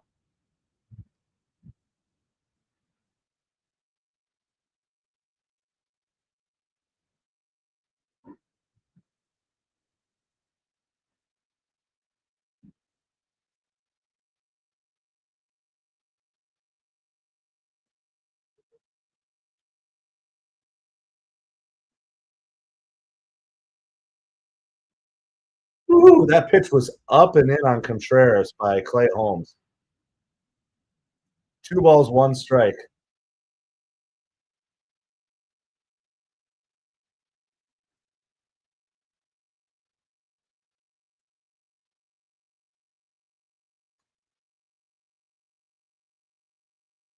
Bad loss for the Yankees yesterday. Devin Williams coughed up a 4-run lead in the ninth. We were talking on the last stream we did too, how weird it must have been for the Yankees to walk into the visitors' dugout at Steinbrenner Field against the Rays. It's 2 balls and 2 strikes to Contreras with a runner on second, nobody out. So Clay Holmes is battling here. The pitch count is rising. He's up to 80. 80 pitches so far.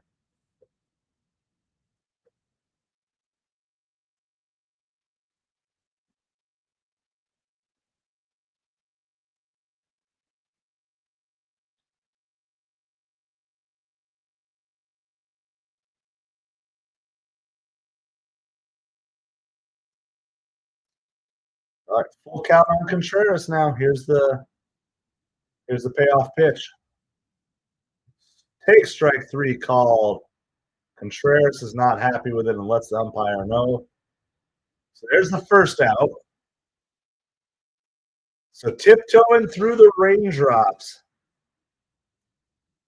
5 TVs with baseball games. Living the life, Jonathan. Living the life. I'll show you the setup.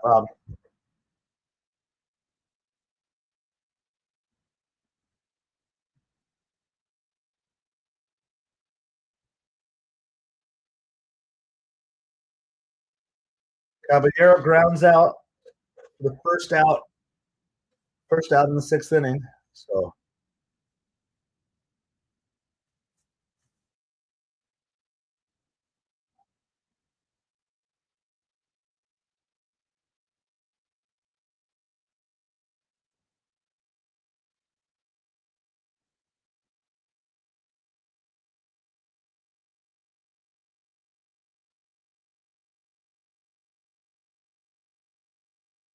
one ball and 2 strikes to Burleson. So Clay Holmes is battling back here good. I like this. This is a good comeback here. Yep. I was hoping we could see Holmes in the 7th. We might not get Holmes to the 7th because he is at 85 pitches now, but let's see if we can get him through the 6th here. That's ripped foul barely down the first baseline.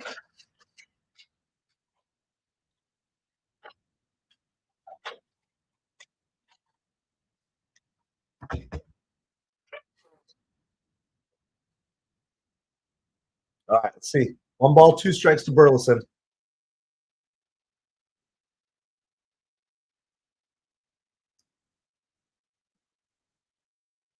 That's a wild pitch that comes off the backstop back to Clay Holmes. So Donovan moves over to third base. So now runner on third with less than 2 outs. At this point, Burleson just wants to put the ball into play.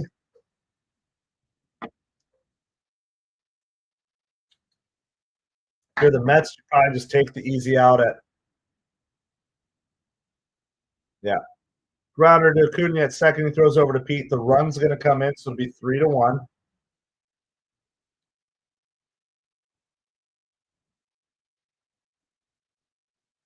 We might give the Rays a hit. It's a fielding error. At least as of right now. They're, I'd have to go see the play. They're going to call it an error by Goldschmidt. I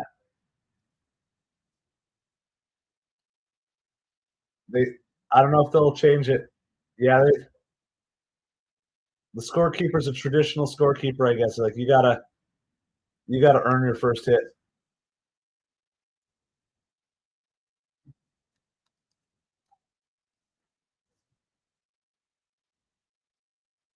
So yeah,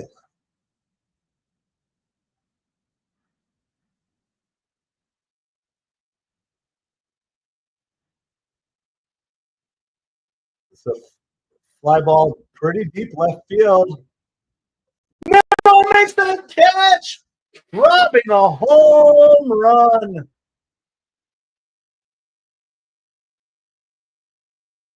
Beautiful catch.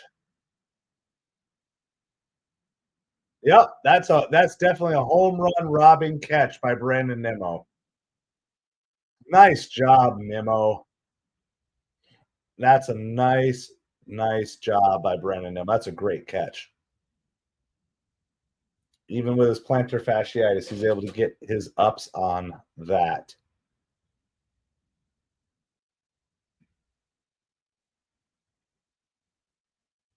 All right, I'm going to be right back with you as you guys can follow along with this Yankees no-hit bid in process.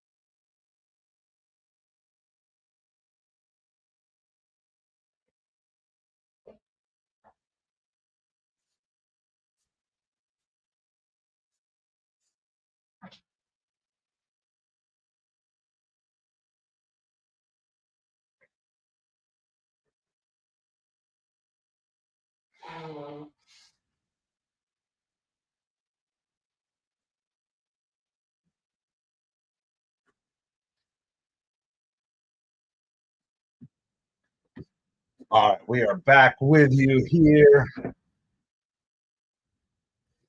Once again, happy Easter Sunday to all of you.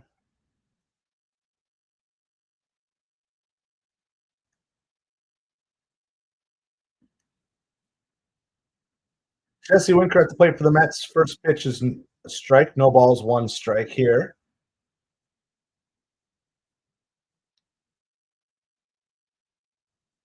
So Clay Holmes does make it through the 6 innings.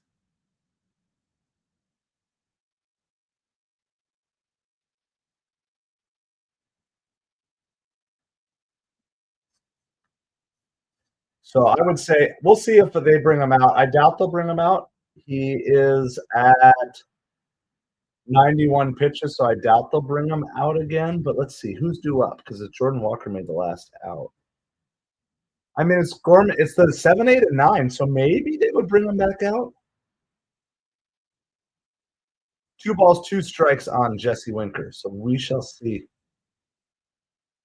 What sort of commercials are they playing on here? Come on. Come on, MLB. We don't want to see that stuff.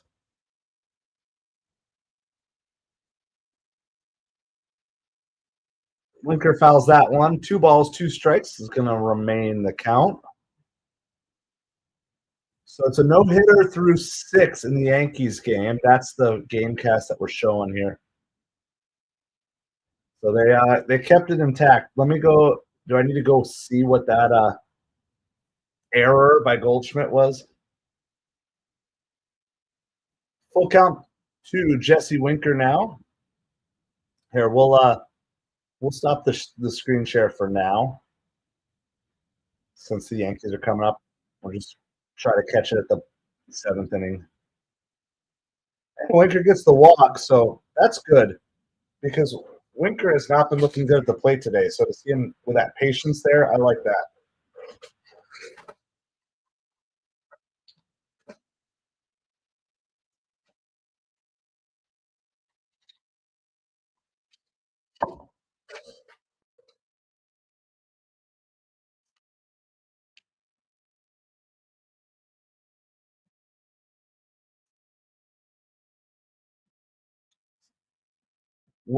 Winker goes. The throw goes in the center field. It was a hit and run play, but Acuna missed the ball.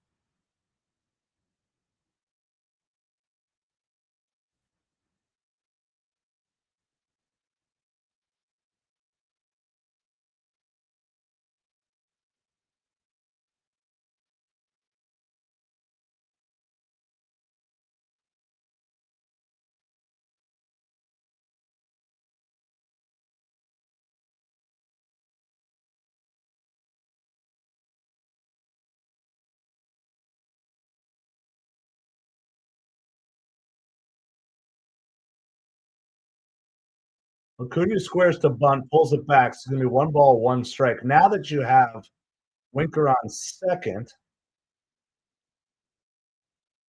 I agree with that. I think had he not given up any runs, or should the Mets score like 2 or 3 here, and maybe you could bring them out again. But being that it is just a 3-1 game, that's up and in. It's 2 balls, 1 strike to Acuna. I do think it's unlikely they bring them out if the Mets are just up 3-1. But if they could get up 5-1 here, I could see it going either way. I could see him just trying to stretch him out a little bit more, but we'll see. Acuna hits it to the right side, which that's going to advance the run. It's a good piece of hitting there. So Winker will move to third. It works just as well as the sacrifice bunt would have worked. So.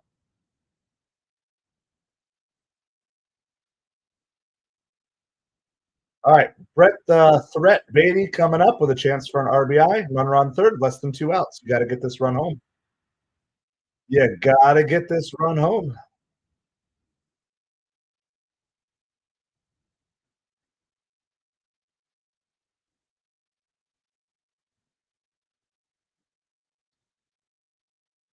First pitch, swing and a miss. No balls, 1 strike to Beatty here. So Winker got on first with a walk, stole second, moved to third on the Acuna ground out. So see if Beatty can get him home.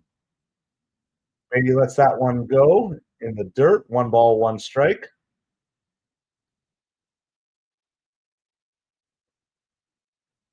Yep, you got to sacrifice fly. You got to, you got to put the ball into play for sure. Winker's going to crash in hard, even on a grounder to the infield. Hopefully, you can just elevate it. He pops it up, and it's going to be in the infield here. Actually, in foul territory, so that is not going to get it done. So Beatty was trying to get under it, but he got under it. So,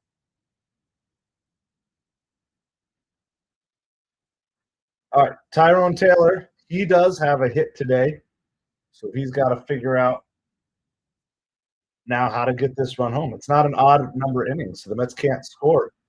Mets can only score in odd number innings so far this game.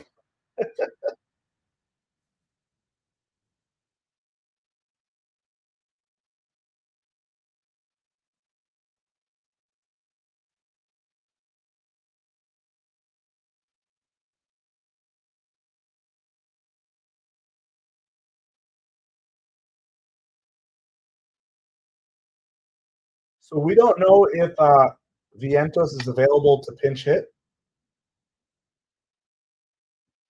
So let's see what happens with Tyrone Taylor.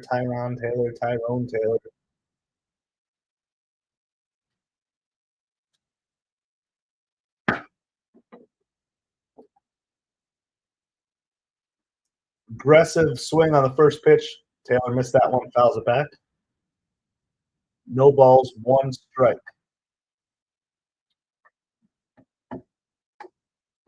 Appreciate everybody hanging out with us here today. It's 3-1 Mets in the bottom of the sixth inning. That's outside. 1 ball, 1 strike to Taylor.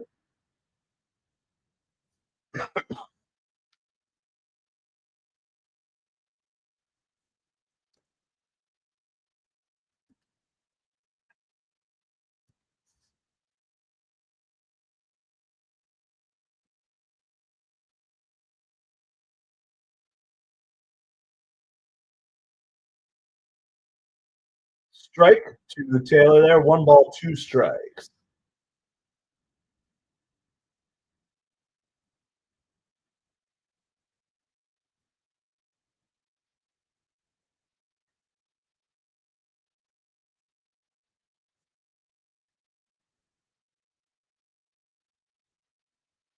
Tyrone Taylor lifts that one out to right field. That's going to be caught. The Mets are not going to get that run in. So we are headed to the top of the seventh. It is 3-1.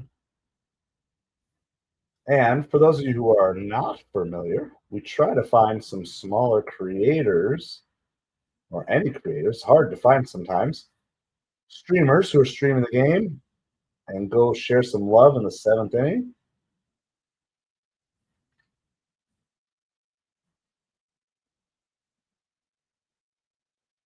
Trying to find somebody here.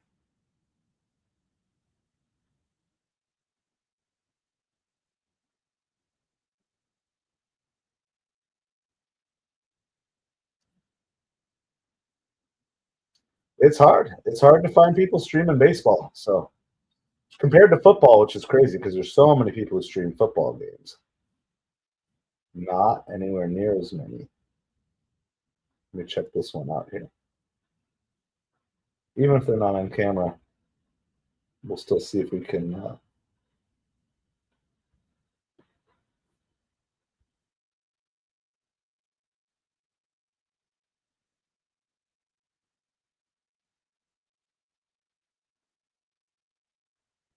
No, that's not one. That's me. Can't raid myself. Maybe we'll just go. If I can't find anybody else, should we? Should I look up another? Let's look up another game since I'm not seeing anybody new.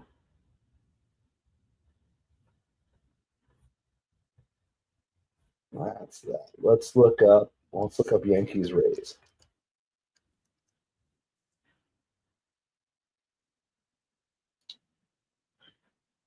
So we're headed to the top of the seventh here.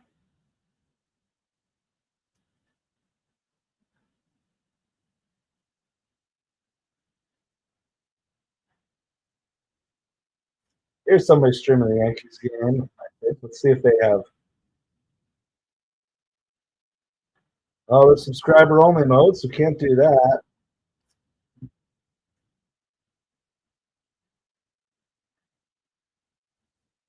Let's try this guy here.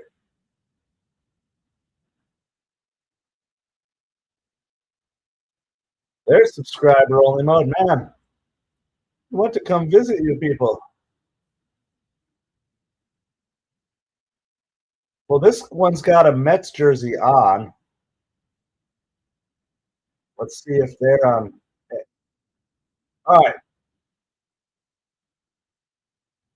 There's a Yankees Rays stream. But the one guy's wearing a Mets jersey. So let me get everything set up. If you want to join us in the raid, I'm just going to post a link. Is that his YouTube name, Jonathan? We can add if that's it. Like, let me know what his actual YouTube name is.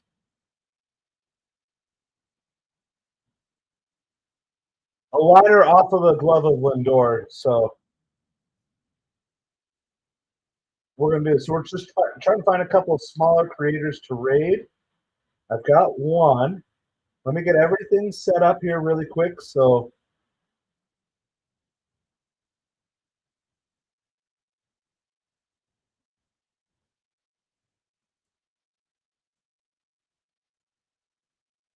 and then I'll get the link posted.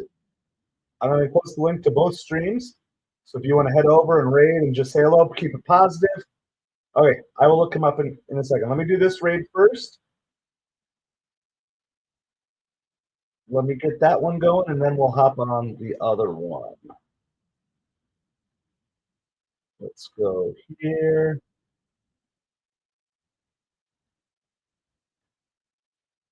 Got a lot of things going on here. No balls, 2 strikes to Paez.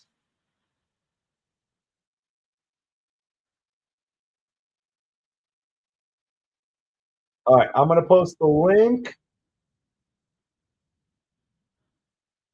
All right.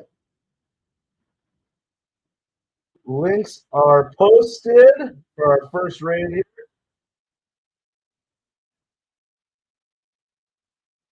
So there are the links. You can just click on over, say something positive, something encouraging. Hit the like on their stream. If you vibe with them, you can hit the subscribe.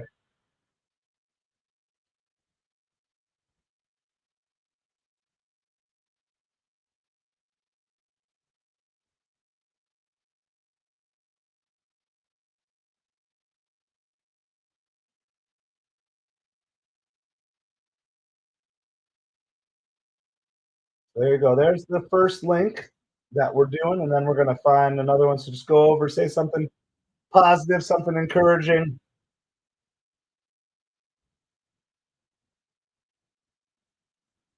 Danny Young gets Paez to strike out. So, by the way, Danny Young is pitching for the Mets here.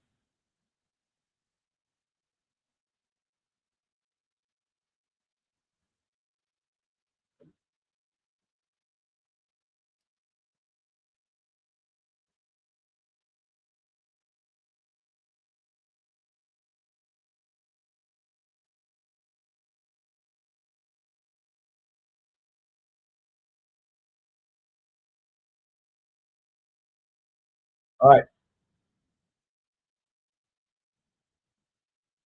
This is Baker's pinch hitting for the Cardinals here. All right, I'm going to look up our other guy here, Thomas Fitzpatrick. Let's see if I can find it.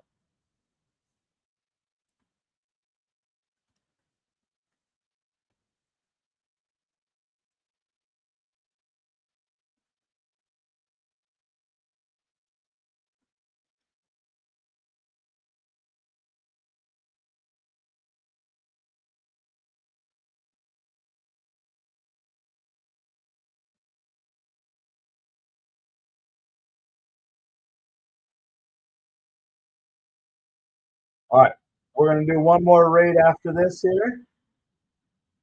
2 balls and 1 strikes to Baker here.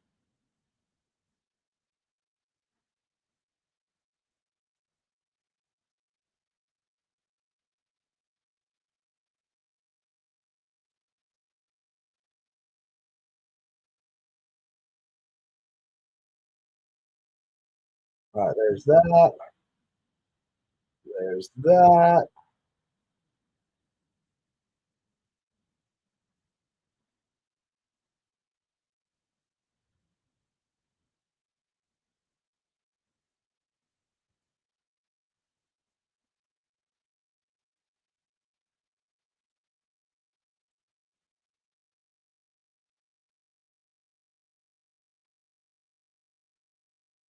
They're really behind on their chat in that first raid. I'm waiting for them to actually see it.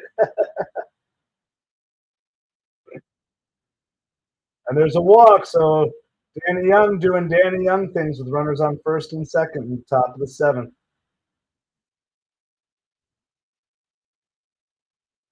This is why the Mets need DeGrom. This is why the Mets just need a couple more pitchers back so we can just send Danny Young down.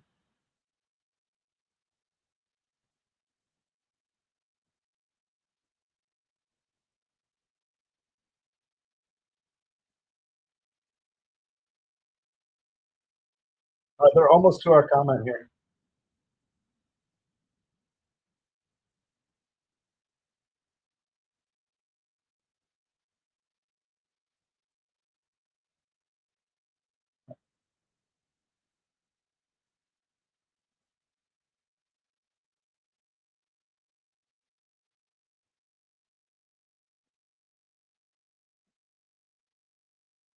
All right, they're finally caught up to seeing the raid.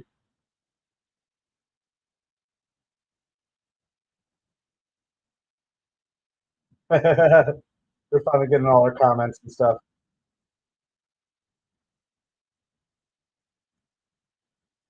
All right, we're gonna do one more raid. Sorry, we got a lot of things going on. One thing that's got him. You looking? There's two strikeouts. Danny Young's not going to make it easy. All right, we got one more raid. This is raid is courtesy of Jonathan's friend Thomas Fitzpatrick. So there is the link for Thomas Fitzpatrick.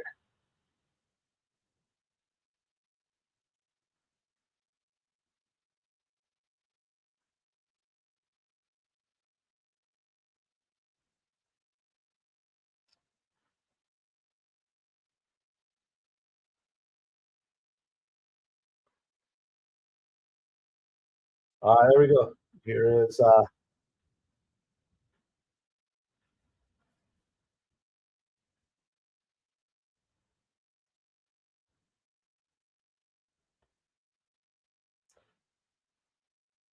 we are Mets are in a pitching change right now. Jose Buto. We're over rating Thomas Fitzpatrick, who is a Red Sox streamer, one of friends of Jonathan. So again, head on over, hit the like.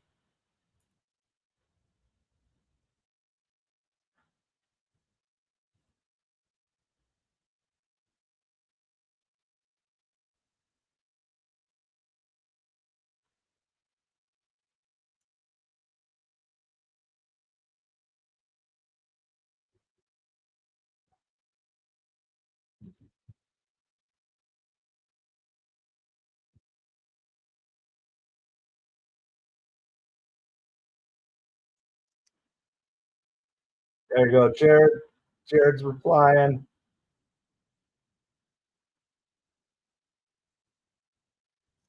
All right, Mets are in commercial break right now because we got a pitching change. Jose Buto's coming in to bail us out from Danny Young.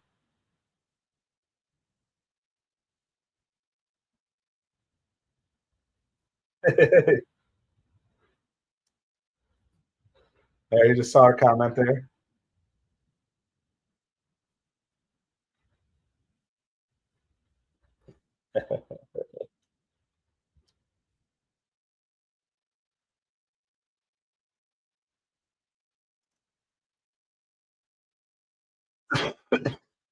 All right, here we go. That first pitch swinging, going to go in the corner. One run's going to score for the Cardinals here. And the Cardinals are going to tie the game. Oh, Jose Buto. Oh, Jose Buto. Oh, Danny Young. What are you guys doing? Yeah, it's a bad first pitch by Buto. Well, there goes the win for Clay Holmes. My goodness.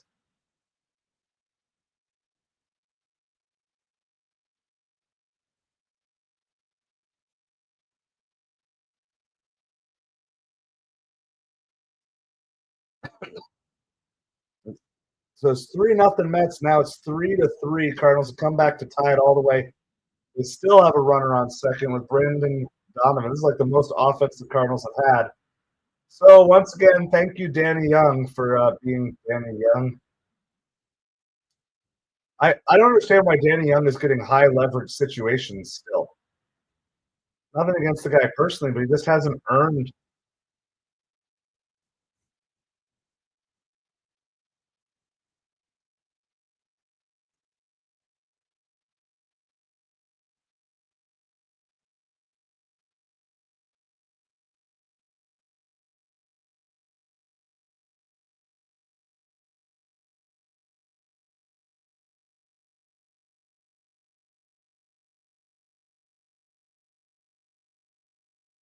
All right, grounded down to Singer, who grabs it, throws it down to first. So it's 3-3, but my goodness.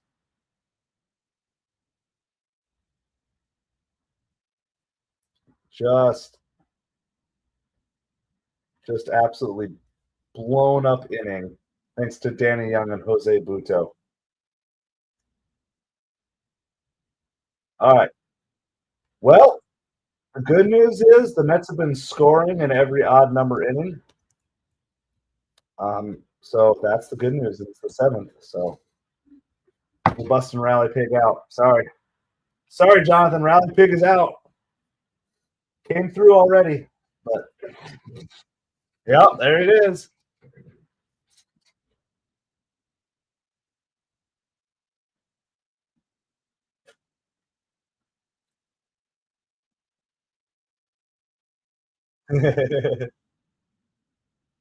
Yeah, I mean that one you can't put. The first pitch wasn't great by Buto, but I mean you can't.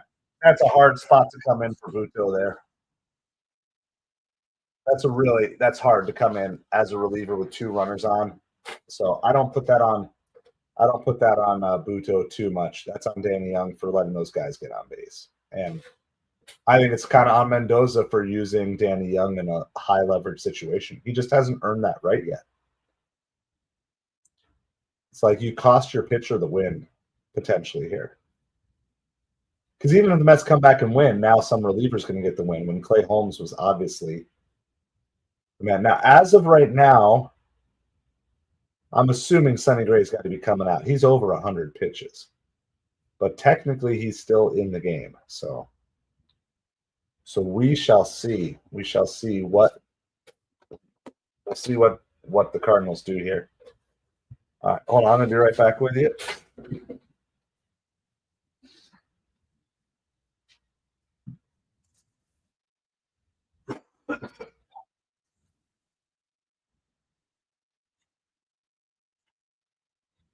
So we got a brand new ball game. It's 3-3. So all the work the Mets offense and pitching did is all not for naught, but it's all been used up.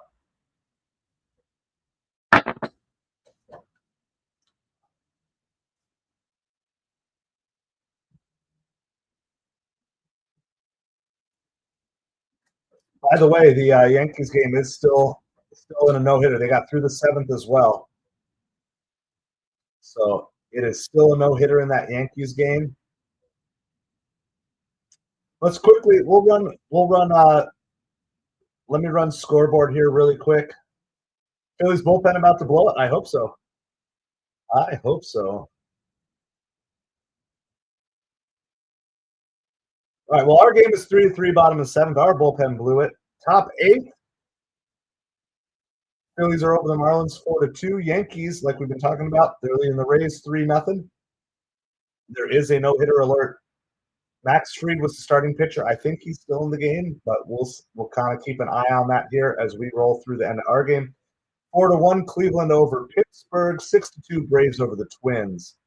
White Sox have the lead over the Red Sox. They just scored 3 in the top of the 7th. So sorry to your Red Sox friend, Red Sox fan friend. But yeah, White Sox took the lead 5-4 there. Tigers Royals are tied up at 2 in the 7th. Mariners 6-3 over the Blue Jays. Looking to go to 2 games over 500. So Reds are absolutely rolling the Orioles 12-1, 8-0 Brewers over the Athletics. Dodgers Rangers are in a 0-0 scoreless affair there. That's in the top of the 5th, top of the 3rd. Nationals have a 3-0 lead over the Rockies. Diamondbacks and Cubs are in a delay in the bottom of the 1st already. 2 runners on for the Cubs there.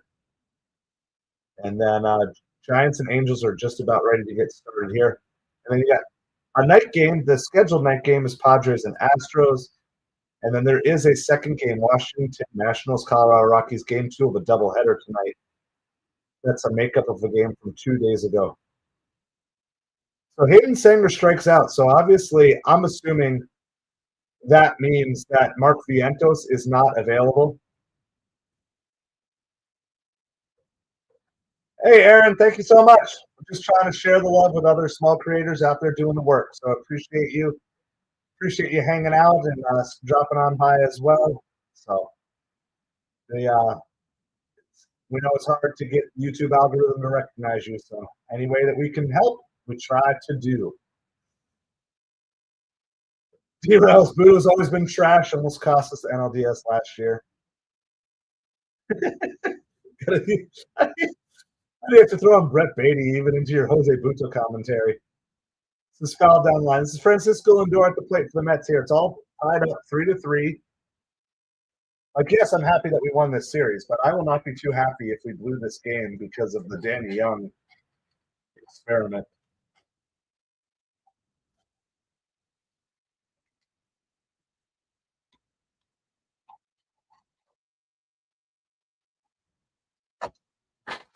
All right, no balls, 1 strike to Lindor here.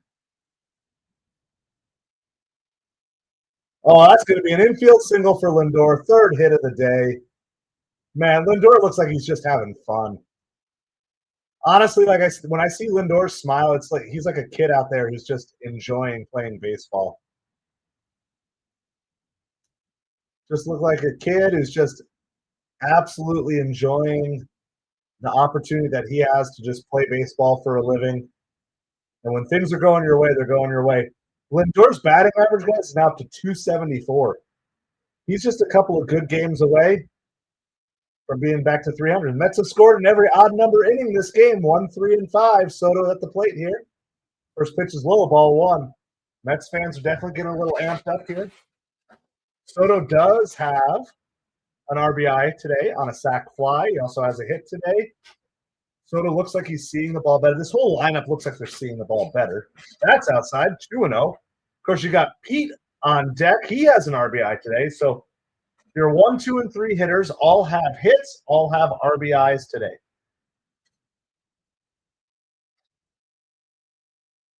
So this is the Mets are looking to try to get this lead back here. That's a strike on Soto. 2 balls, 1 strike.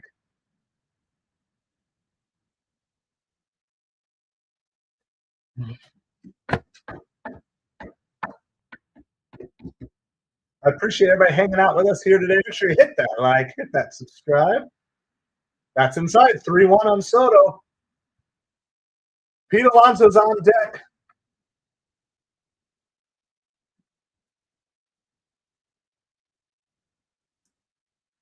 Phil Maton is probably coming in after Soto here. Soto walks on 5 pitches. We will take it. When you're tied and it's late in the game, that's one of those at bats. Hey, Phillies are losing. You called that, Jonathan. You called that. Nice call. I like that.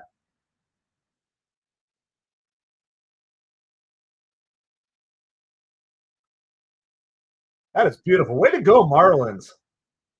Way to go, Marlins. What did they do? Did they hit like a 3-run homer or something? When you said that they only had 1 runner on first, it wasn't like it was 3-run homer by Javier Sanoja. Way to go, Sanoja. And good job by Connor Norby and Otto Lopez to both get on base. That was a home run with 2 outs as well. So you absolutely called that, because when Jonathan made this post, Philly's bullpen about to blow up for him, the Marlins literally had 1 runner on. So, yeah, Marlins playing tough and helping us out.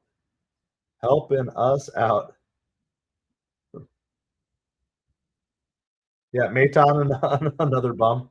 Yeah, like it's hard to piece a bullpen together because there's just so many roles that you have to fill. And if you're not going to give the exorbitant contracts, which Stearns is not going to do, it can take you quite a few years. And the problem is, even after you get it all filled, most of these guys are going to be on 1 to 2 year deals. And if they pitch great for 1 to 2 years, they're going to sign somewhere for 3, 4, 5 years. It's just the nature of how it works. So that's why Stearns has to constantly be hunting for those diamonds in the rough. So we're at a pitching change right now, by the way. Phil Maton coming in for the Cardinals. Due up is Pete Alonso.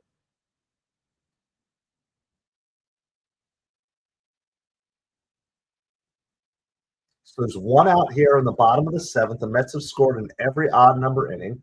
Specifically, they've scored 1 run in every odd number inning. I would like to score much more than 1 run in this inning, though, now, too. So it's Alonso, Nimmo, and then Winker if we get there. Those are the next 3 due up. Obviously, Pete is the guy you want at the plate in this situation. Also note, it is the 7th inning, so if we can get a couple more base runners here, there's a chance you can get back to the top of the lineup by the 9th inning. In case the Mets can't take the lead. Now, hopefully they do. Lindor is on second. Soto on first. Here's the first pitch. It's outside. 1 ball, no strikes.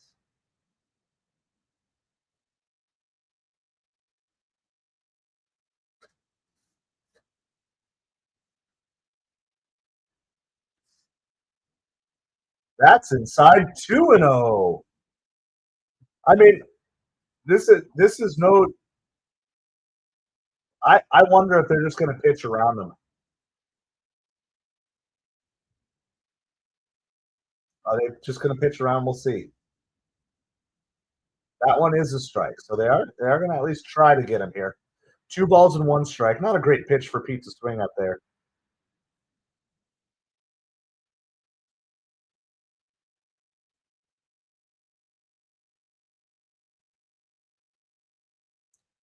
Let's see.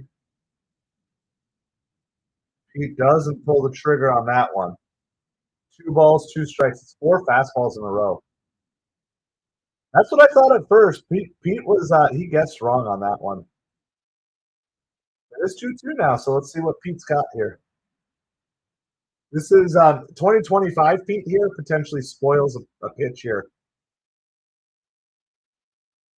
Or takes the ball, I think you got to try to get Pete to chase if you're Maton here. And he does try to get him to chase, but he does not chase because this is Pete Alonso 2.0. So it is a full count. Runners on first and second, 1 out, bottom 7. Mets and Cardinals are tied 3-3. Pete Alonso at the plate. Lindor on second. Soto at first. Phil Maton pitching. Here's the pitch. Alonso swings through it. He gets him with a strikeout.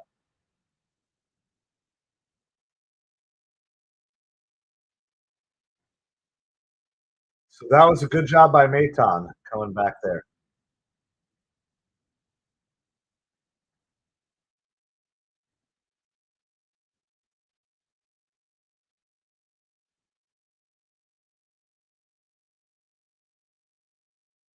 All right, so it comes down to Nimmo. I will really want to see Nimmo get his patience back at the plate here. I don't know. What's your guys' take on Nimmo? I love Nimmo as a person, as a player, but I'm not a huge fan of this only power Nimmo. I miss the contact hustle Nimmo.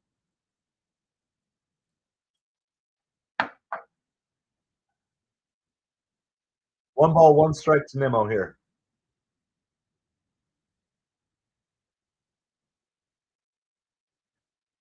That's a strike down the middle. One ball, two strikes.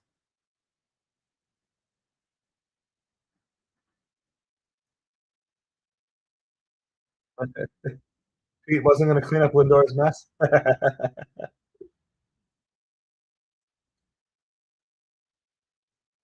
Nimmo gets it through the hole. There it is. That's going to score the lead run. Good job, Nimmo. Man, he needs that.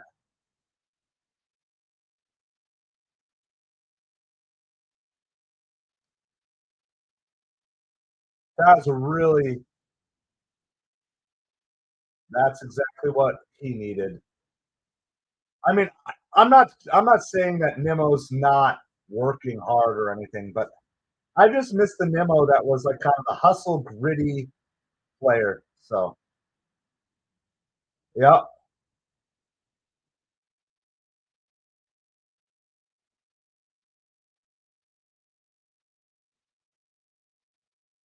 So good for Nimmo for sure. So let's see if Jesse Winker. This is Winker's another Met here who is not doing that. All right, Jonathan's throwing out the Winker home run. I mean, it feels you realize that Jose Buto is in line for this win now too, which kind of makes me sick.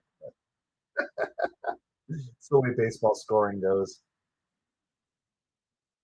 That's strike two.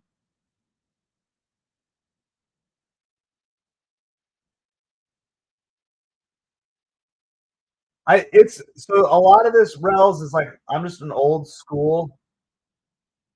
I'm just like an old school guy. I just like I understand that he wants to hit some more home runs, but I feel like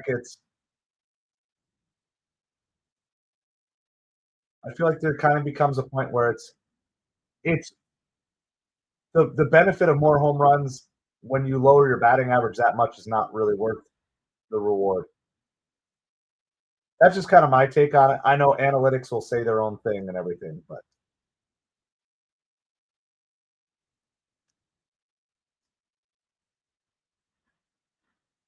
ooh, that was close pitch. Winker let it go. It's 2 balls and 2 strikes. I think I would have swung at that. I let's see what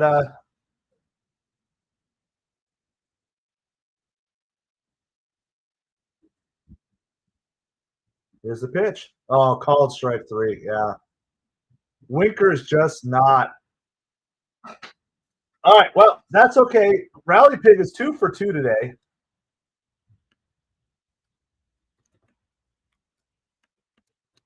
Rally Pig, there he is. Rally Pig is 2 for 2 with 2 runs today. So this is a slump buster day for Rally Pig today too. I mean, especially when you consider the Mets have scored 4 runs in 4 different innings, that he's 2 for 2. We will absolutely take that.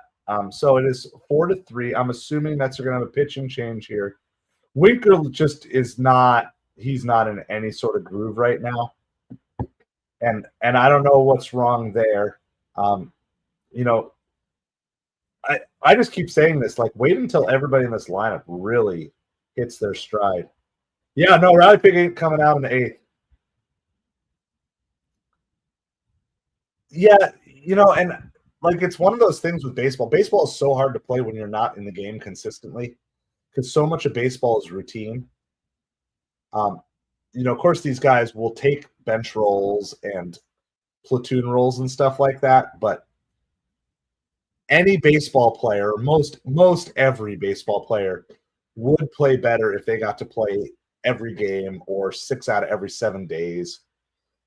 It's just because baseball is such a game of rhythm, and we've seen that with the playoffs too. Not always, but a lot of times these teams that have like a week off, like you would think it would help, but in the end, it actually ends up hurting them a little bit. So, Cunha, Beatty, Taylor. Okay, so in the 8th, the Mets are due up Acuna, Beatty, and Taylor. In the 9th, Senger, Lindor, Soto, if nobody gets on. So the Mets need to get one runner on next inning to make sure that we get to the top of the lineup by the 9th. So that's what's going on there. Um, the Tampa Bay Rays did get hits in the bottom of the 8th inning. In fact, they have 2 hits. They only have 1 runner on, but they got 2 hits. So the Yankee no hit for Max Fried Chicken is over. Contreras is now up for the Cardinals here, followed by Burleson and Jordan Walker. That's who is due up. The Mets are sticking with Buto here, so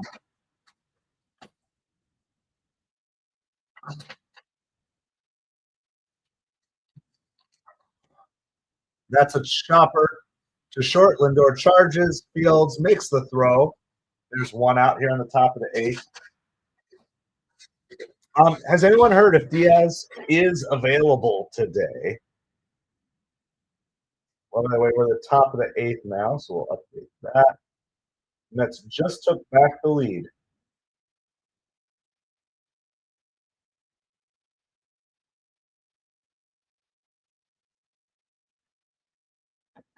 Appreciate everybody hanging out with us here today. Happy Easter to those of you who celebrate. Jesus is risen. Happy Mets game so far, mostly happy, other than a little blip there where Danny Young gave up 2 runs last inning. 1 ball, 1 strike to Burleson. This is MetropoliFins. We're YouTube's smallest New York Mets and Miami Dolphins channel. My name is Craig. So excited to be with you today. The best way you can help this channel out, if you're enjoying what you're seeing, hit that like, hit that subscribe. So I appreciate each and every one of you spending some of your time here today. 2 balls and 1 strike to Burleson. And the Marlins still hold a 5-4 lead.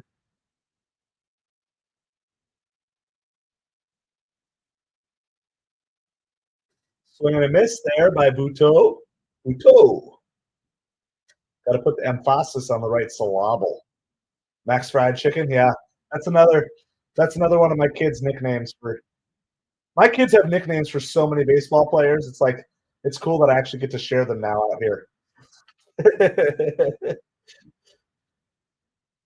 Like if they also have like food names, so they have for like a bunch of baseball players. So they have Meat Alonzo.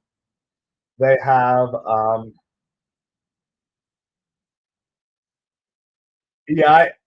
I don't know about Tyreek Rells. I think Ramsey is gone. The Dolphins, if they don't make significant progress this year, they got to blow everything up. So I don't think they're going to try to trade Tyreek unless they think for sure they have something that they can do. Like the Dolphins are in win now mode, or else they're going to have to blow everything up. This is kind of make or break for this outside corner strike 3. Wow, that was a nice, generous call for Buteau. Well, other than giving up the hit that gave up the 2 runs, but remember those runs were charged to Danny Young, not to Buteau. Yeah, I was outside. That would have been a challenge if we had the ABS system. There's no way you're swinging. That's not even a protect the zone. That was a bad call by the hump. So they have Meat Alonzo. I'm trying to remember. They have others too. I'll have to ask them all their names. This is Jordan Walker at the plate with 2 outs. Nobody on, top of the 8th inning. Jordan Walker looks lost at the plate right now. Though he did give one a ride a couple innings ago that was going to be a home run, but Brandon Nimmo robbed him of a home run, which that absolutely needs to be mentioned, how important that home run rob by Brandon Nimmo was, combined with Nimmo's RBI single. So Lindor, Soto, Alonso, Nimmo, everybody from the top 4 of the Mets lineup has a hit. Everyone from the top 4 of the Mets lineup has an RBI. So Arnell, how's it going today? Happy Easter to you. Giants and Angels starting soon in Anaheim. Justin Verlander. And there's a strikeout for Jose Butto. There's a 1-2-3 top of the 8th inning. So we go to the bottom of the 8th. Butto is in line for the win. Obviously, Mets are looking for insurance runs here. I have not heard if Edwin Diaz is available or not. He pitched in games. So he pitched, what was it? Wednesday, Thursday, and Saturday. So even if he is available, do the Mets want to save him? Do the Mets want to save Edwin for the Phillies series? It'll be interesting. So I was hoping we were going to be up by more. We are not going to bring out Rally Pig in the 8th. We're saving him for the 9th. So the Mets have scored runs in every odd number inning, and they have not scored any runs in the even numbered innings. And so, as the famous Michael Scott from The Office quote goes, I'm not superstitious, but I am a little stitious. Sorry if my voice kind of sounds like a frog today. I'm still getting over this, whatever, upper respiratory thing. Feeling better finally. Last night was not a great sleep night, so I'm hoping tonight I'll finally be ready to sleep. We will have our power rankings for MLB coming out tonight. There's 2 night games tonight, so but I'll start piecing some stuff together. I got to go out and do some food delivery, make some money tonight. Tomorrow is birthday day for me. We're going to do a birthday stream. So we'll be live. There's no baseball tomorrow because it's actually Easter break still. My kids don't have school tomorrow, which is really nice. When your birthday falls on a Monday during the school year and the kids still don't have school. So we're going to do some birthday stuff in the morning, but we will stream the game tomorrow. And then we will stream the game Wednesday. That's the plan for the next couple of days. We're definitely going to stream tomorrow, 7 o'clock game or whatever, 7:10. But we'll stream the 7:10 game, and we're going to stream the 1 o'clock on Wednesday game.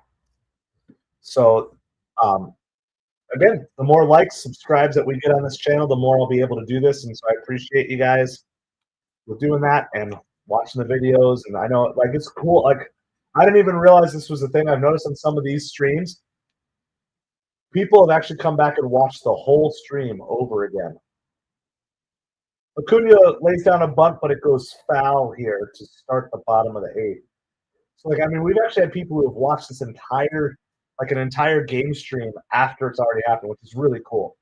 It's really helpful. So for YouTube creators, when you're small, you're looking for 2 main things that small YouTube creators look for, which is subscribes and watch hours. Those are the 2 main things. And so I appreciate you guys hanging out with me and giving that time. Ryan Fernandez, he looks like he stepped right out of the 80s. I love this guy's look. He almost kind of has like an old school Keith Hernandez vibe.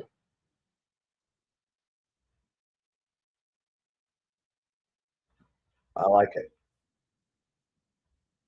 No balls and 2 strikes to Acuna here. So the Mets, Phillies tied it up. Uh-oh. We'll do a full scoreboard update here at the end of this inning. Acuna chopper. Yep. He's going to make it through. He's going to go through. Can he get to second? He's going to get to second. Nice. Speed kills, kids. Speed kills. Now, here's the question. Is that a single and did he touch it? Yeah, the shortstop botched that play.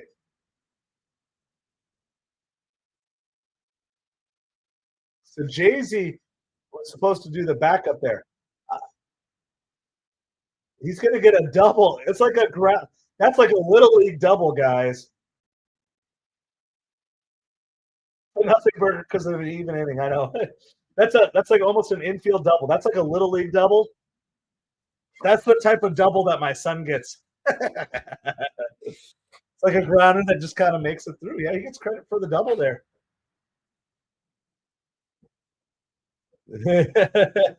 Who cares about exit velocity when you have speed? Tell you what, the Mets are going to mess with this year. 2-0 on Beatty as well. I can count probably on one finger the number of times that Brett Beatty has been in a 2-0 count this year. Yeah. 3-0 to Beatty. What is going on here? Is Brady going to get or is it Brady? Is Beatty going to get a 4-pitch walk? There's no way Beatty swings here. Brett Beatty, if you swing here, I will lobby for you to go down to the minors. There's no way you're swinging here. He does take the strike. Cannot swing at that pitch. All right, it's 3-1 to Beatty here. Bottom of the 8th, nobody out. Acuna on second. Oh, nice. A nice good time for Beatty to ask for time as Fernandez, right before he was going to pitch, totally messed him up. All right, it's 3 balls, 1 strike to Brett Beatty here. Beatty had an opportunity to score a run with a sac fly his previous at bat, and he didn't do it. Let's see if he can find some redemption here. Grounds that one foul down the first baseline. 3 balls, 2 strikes. Oh, man, it's such a bummer that Clay Holmes is not in line for this win. He pitched so well today. Such a bummer. All right, 3 balls, 2 strikes. Beatty strikes out. Come on, Beatty. You can't do that. Beatty was like starting to get hot and just can't hit that consistency. He pulled his head on that, right? Yeah, he didn't keep his head down. It was kind of a weird swing. So there's something mechanically wrong with Beatty on that last swing. I can tell you that. Like, again, I'm just judging it based off of what I'm seeing. Like, mechanically, he's casting with his arms. So for those of you who don't know, casting is like when you're casting a fishing pole. It's a thing we're commonly working with our little leaguers on. So there's a blue base hit.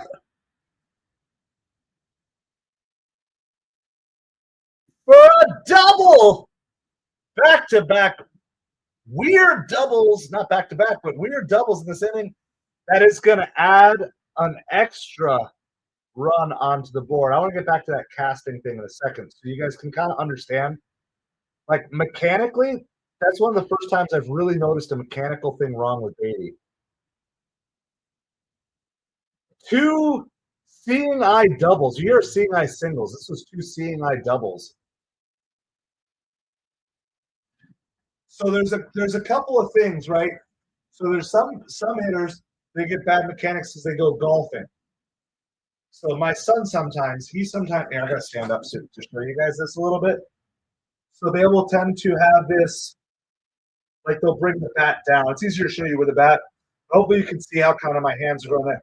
Other hitters kind of do casting, right? And then you kind of lose your power and do that. On that last strikeout by Beatty, he was casting.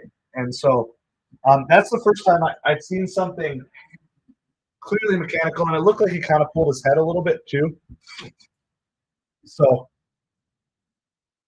usually if you're casting, it means you're really not lining up to the speed of where the pitch is coming in for whatever reason. Either you're not seeing the pitcher well, you're not seeing the ball out of the pitcher's hand that well. Now, again, I'm not claiming to be like I can fix Brett Beatty's problems by any means, but that was a clear mechanical failure that I could see there. All right, so Luis Torrens is going to pinch hit for Sanger. You have to believe there's no way that Vientos must be not good enough, because otherwise you pinch hit Vientos here in this hole. If Vientos can hit, Vientos pinch hits right here. Sharon, I agree. We needed that run for sure. For sure, we needed that run. But the fact that Vientos is not coming in the game right now as the pinch hitter, and they're pinch hitting Torrens, because Vientos wouldn't stay in the game anyway. Bounced in the dirt, not far enough for Tyrone Taylor to get over. So it is 5-3 here.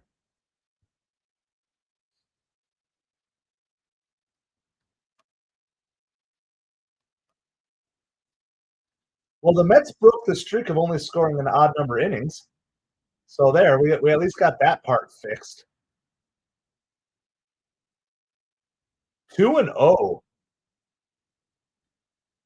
2-0 to Luis Torrens. That's high. 3-0.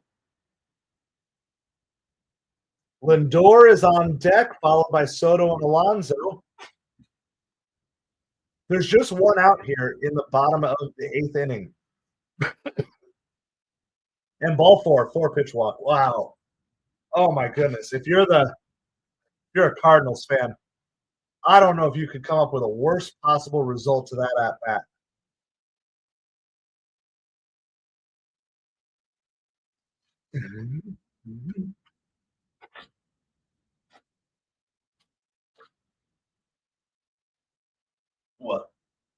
What can make me feel this way? My girl, my girl, my girl. They're talking about Francisco Lindor. First pitch is a strike to Lindor. Runners on first and second, 1 out. Lindor has already 3 hits on the day. Slaps it to short. Oh, did he keep his foot on the bag? Wow. I thought maybe he didn't keep his foot on the bag. So it was a great play on the backhand. No, he got him. He got him at second. So it's runners on first and third now with 2 outs and Soto coming up. That was a really good play by the Cardinals. I thought maybe that all right. Well, let's see what Soto can kind of give us a little breathing room here. First ball is high and in tight. The one and only. The one and only.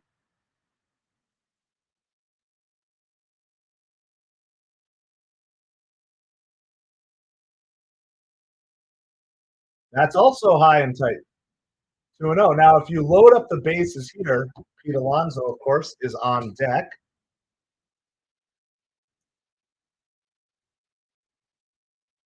Two-0 pitch to Soto with Pete Alonso on deck. See if Soto gets something he can just absolutely wallop here. Oh, he missed it. He missed that pitch. That was a good swing. He just missed it, too. All right, 2-1. 2-1.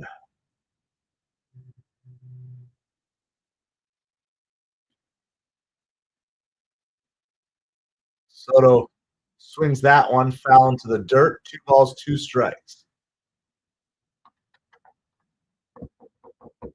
So Juan Soto does not yet have a Citi Field home run. We'll see if he can fix that here. That would be really nice. This would be the right time to do it. Mets do have 1 run in. He rips it.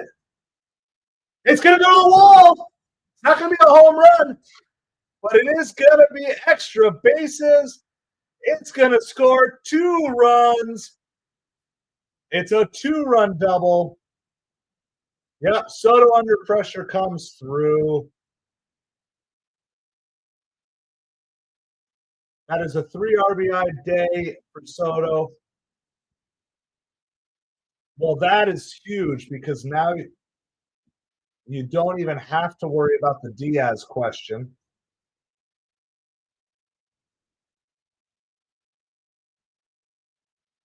With 2 outs, Lindor's able to easily score there.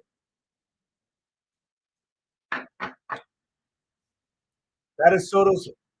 Alonso skies the next pitch up sky high, and Alonso's going to be retired. But the Mets do score. The Mets do score 3 in that inning, which is huge. Wait, who's coming in? Excuse me. Hold on. Who is that coming in? Is that Stanek? I think it's Stanek coming in for the Mets. Soto under pressure. We signed Soto on Sharon's birthday. That'll always be one of the best birthday gifts you ever received. So we're going to the top of the 9th inning. The Mets' offensive explosion has really come through here the last couple of innings. So we're just looking for 3 outs. All right. Let me do this. I'm going to be right back with you. We'll stay on. Let's see, what time is it? I can stay on for a few minutes, and we can follow along the Marlins-Phillies game if that's still going on. It's tied up 5-5. But hold on. I'll be right back, and then we'll come back from here.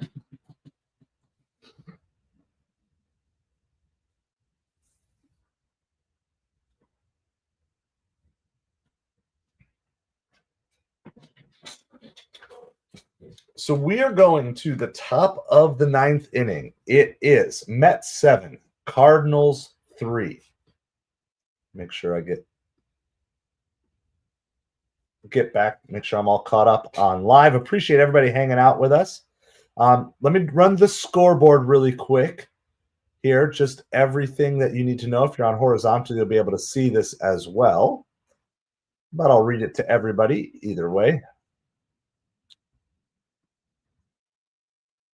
All right, Cardinals Mets, of course, that's our game. 7-3 Mets going to the top of the 9th. Guardians and Pirates are all tied up at 4 in the bottom of the 9th. Marlins and Phillies tied up at 5 in the bottom of the 9th. Royals and Tigers are tied up 3. They just finished the 9th. Yankees are beating the Rays 4-0 in the 9th, but they do not have that no-hitter anymore. White Sox over the Red Sox 8-4. Mariners over the Blue Jays 8-3. The Reds just don't know what a mercy rule is. They're currently beating the Orioles 16-1 with bases loaded in the top of the 8th. Ellie De La Cruz has a great defensive play. By the way, there's already 1 out by Ryan Stanek here. That's 9-1. Brewers lead over the Athletics. Rangers, Dodgers are scoreless top 7. Nationals leading the Rockies 3-1 in game 1 of the doubleheader. Cubs out to an early 1-0 lead on the Diamondbacks. That game was delayed for a little bit. And Giants and Angels are 0-0, bottom 1. Currently, Justin Verlander pitching to Mike Trout. So, all right. Pages is now up for the Cardinals. 1 ball, no strikes. So I can hang around for like 15 minutes or so, maybe. And after this game, we'll see if we can follow along with the Cincinnati scored again, 20-1. 20-1. Did they just hit a grand slam? Did the Reds just hit a grand slam? Noelvi Marte grand slam for the Reds. My goodness.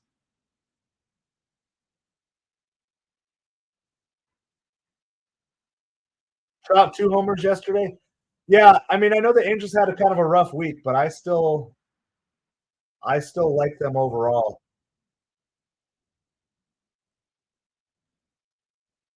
This is popped up by Pages. Lindor's getting under it. That is 2 outs here. So 1 more out to go for a 4-game sweep by the Mets here. Hey, the Mets hit with runners on base that last inning, Redman. So got your broom ready. I showed this stat earlier. I'll see if I can find it again.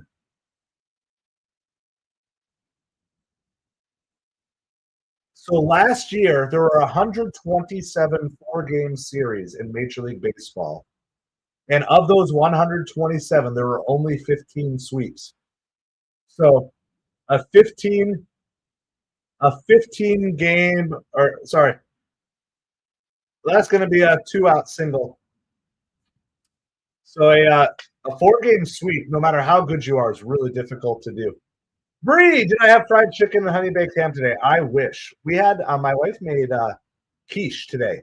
So we had quiche and homemade sausage and cinnamon rolls. So we kind of tend to do more brunchy stuff for Easter. So you wish our Marte would hit a grand slam. Yeah.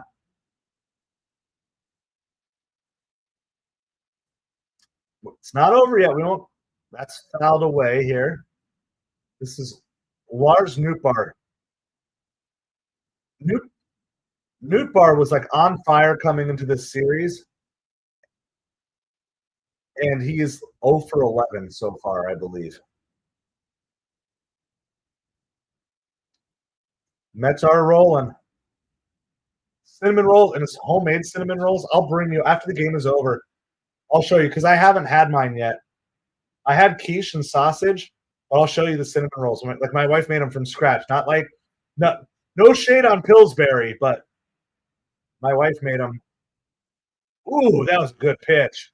2 balls and 1 strike to Nootbaar here. There is a runner on second, so we're not going to say this game is over yet. You got to get all 27 outs. But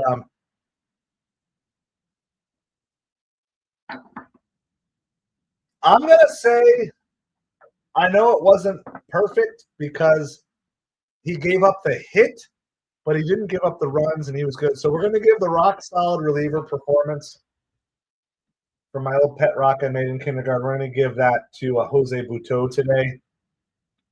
Nootbaar pulls that one. That's going to score a run. So that's going to be another 2-out single. So 7-4. This game is not over yet. No, especially on Easter, you can't count your eggs before you. Mets main closer is Edwin Diaz, but he has pitched 3 of the last 4 games. So I don't know if the Mets have. They're not saying anyone warming up in the bullpen. We'll let you know if there's anybody.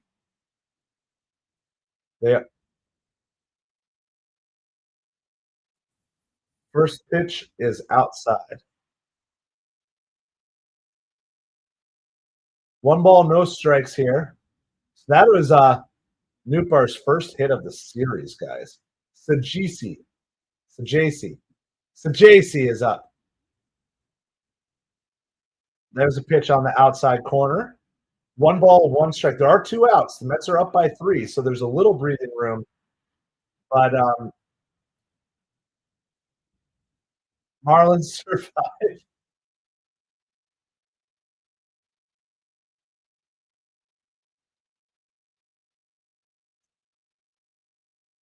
Yep, top of the 10th for the Marlins. We're gonna after this game is over, I'm gonna go get a cinnamon roll. And we're gonna follow along with the Marlins Phillies, cheer on the Marlins a little bit here.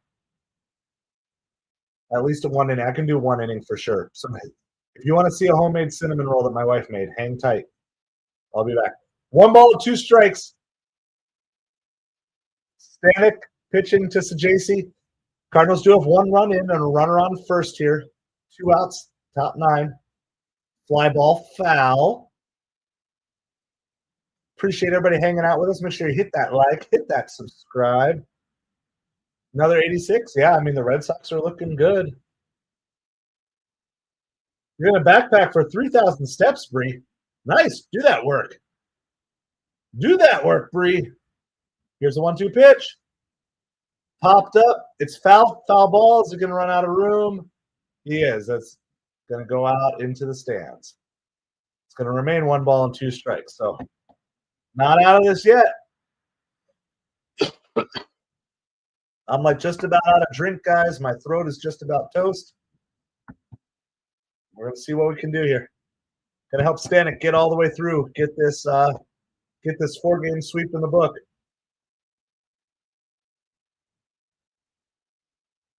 So JC swinging and missing. Got him. Game over. Mets complete the 4-game sweep. Little dicey bullpen, but we got it. Hey, guess what? Speaking of 1986, it's the first time since 1986 that the Mets have completed a 4-game sweep of the Cardinals. If you stay with me, I'm going to go get a celebration cinnamon roll. I'll be right back, and we'll go recap the game with a cinnamon roll.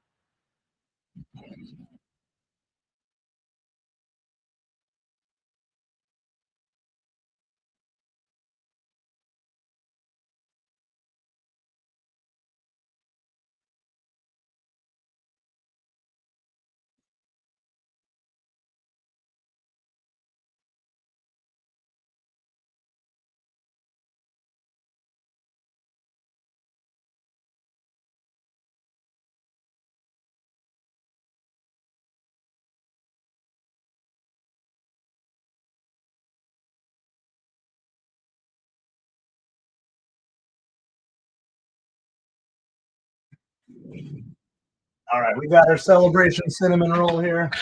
My wife made these this morning, so you guys can see them. All the good rolling up stuff. And I picked a smaller one because I've had way too much sugar here this weekend. So the Mets end up taking the 4-game sweep of the series. It's delicious and sticky and gooey and all those good things.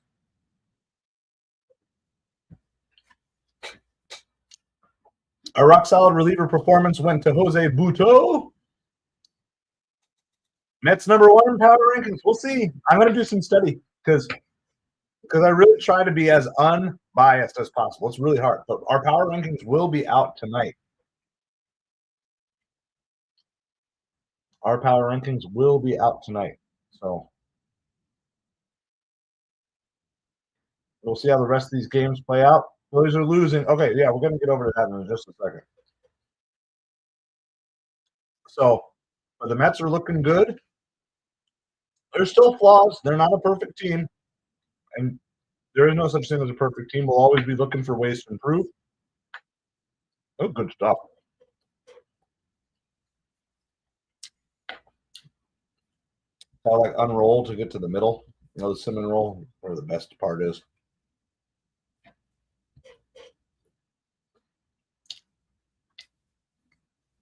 But yeah, I'm going to switch over then. Switch over to that game.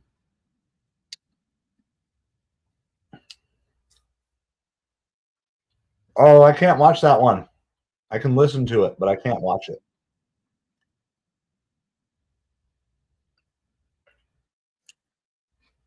Because Marlins. You know, I'm in the Florida zone, so I can't watch that one. All right, hold on. I'm gonna go wash my hands. Celebration cinnamon roll is done, and then we'll be right back.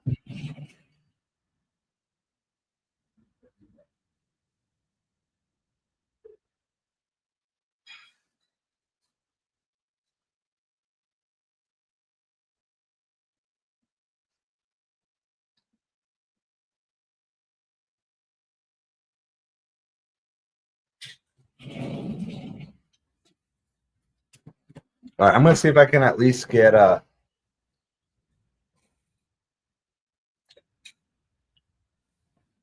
I'll bring up game day here for that game. We'll update you on all the other scores. Mets win.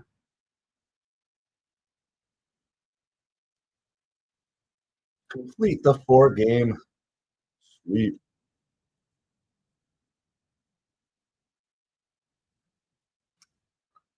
The Marlins announcer said the Marlins are 2-0 on Sundays. So I guess we'll take any stat that could possibly be in our favor here. Headline: Mets deal the cards. I like it, Arnell. I like it. Mets deal the cards. I want to just look at the overall.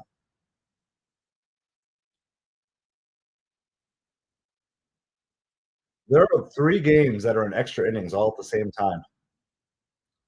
And the road team scored a run in the top of the 10th in every single game.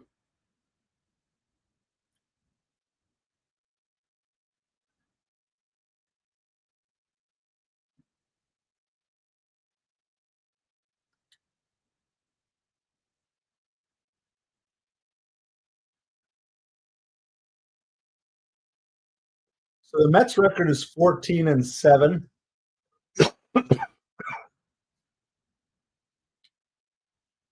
The Padres are 15-6. Dodgers are 15-7. Giants are 14-7.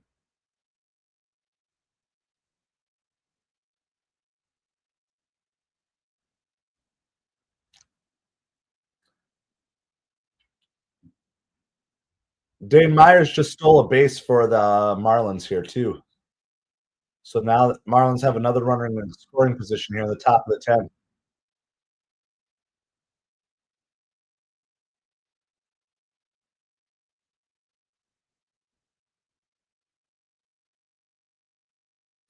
There's 2 outs here in the top of the 10th. Sanoha hits the ground ball through up the middle. Myers is going to score. The Marlins are going to go up 7-5.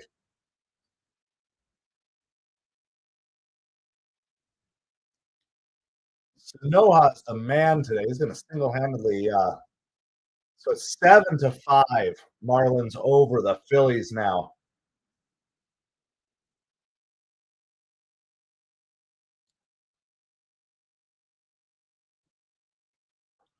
Yeah, Dane Myers stealing that base was like a big deal.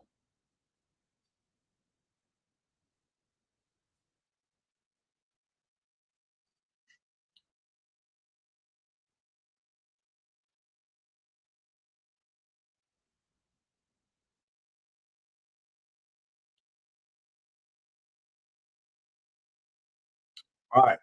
So if there's anything else you guys want to talk about, let me know. I think I'm actually going to probably scooch here pretty quick. Going to go hang out with the family for a few minutes. So the Marlins are currently up 7-5. Mets win with a 4-game sweep. Good job by the top of the lineup today. Top of the Mets lineup was absolutely great. Let me just give the stats.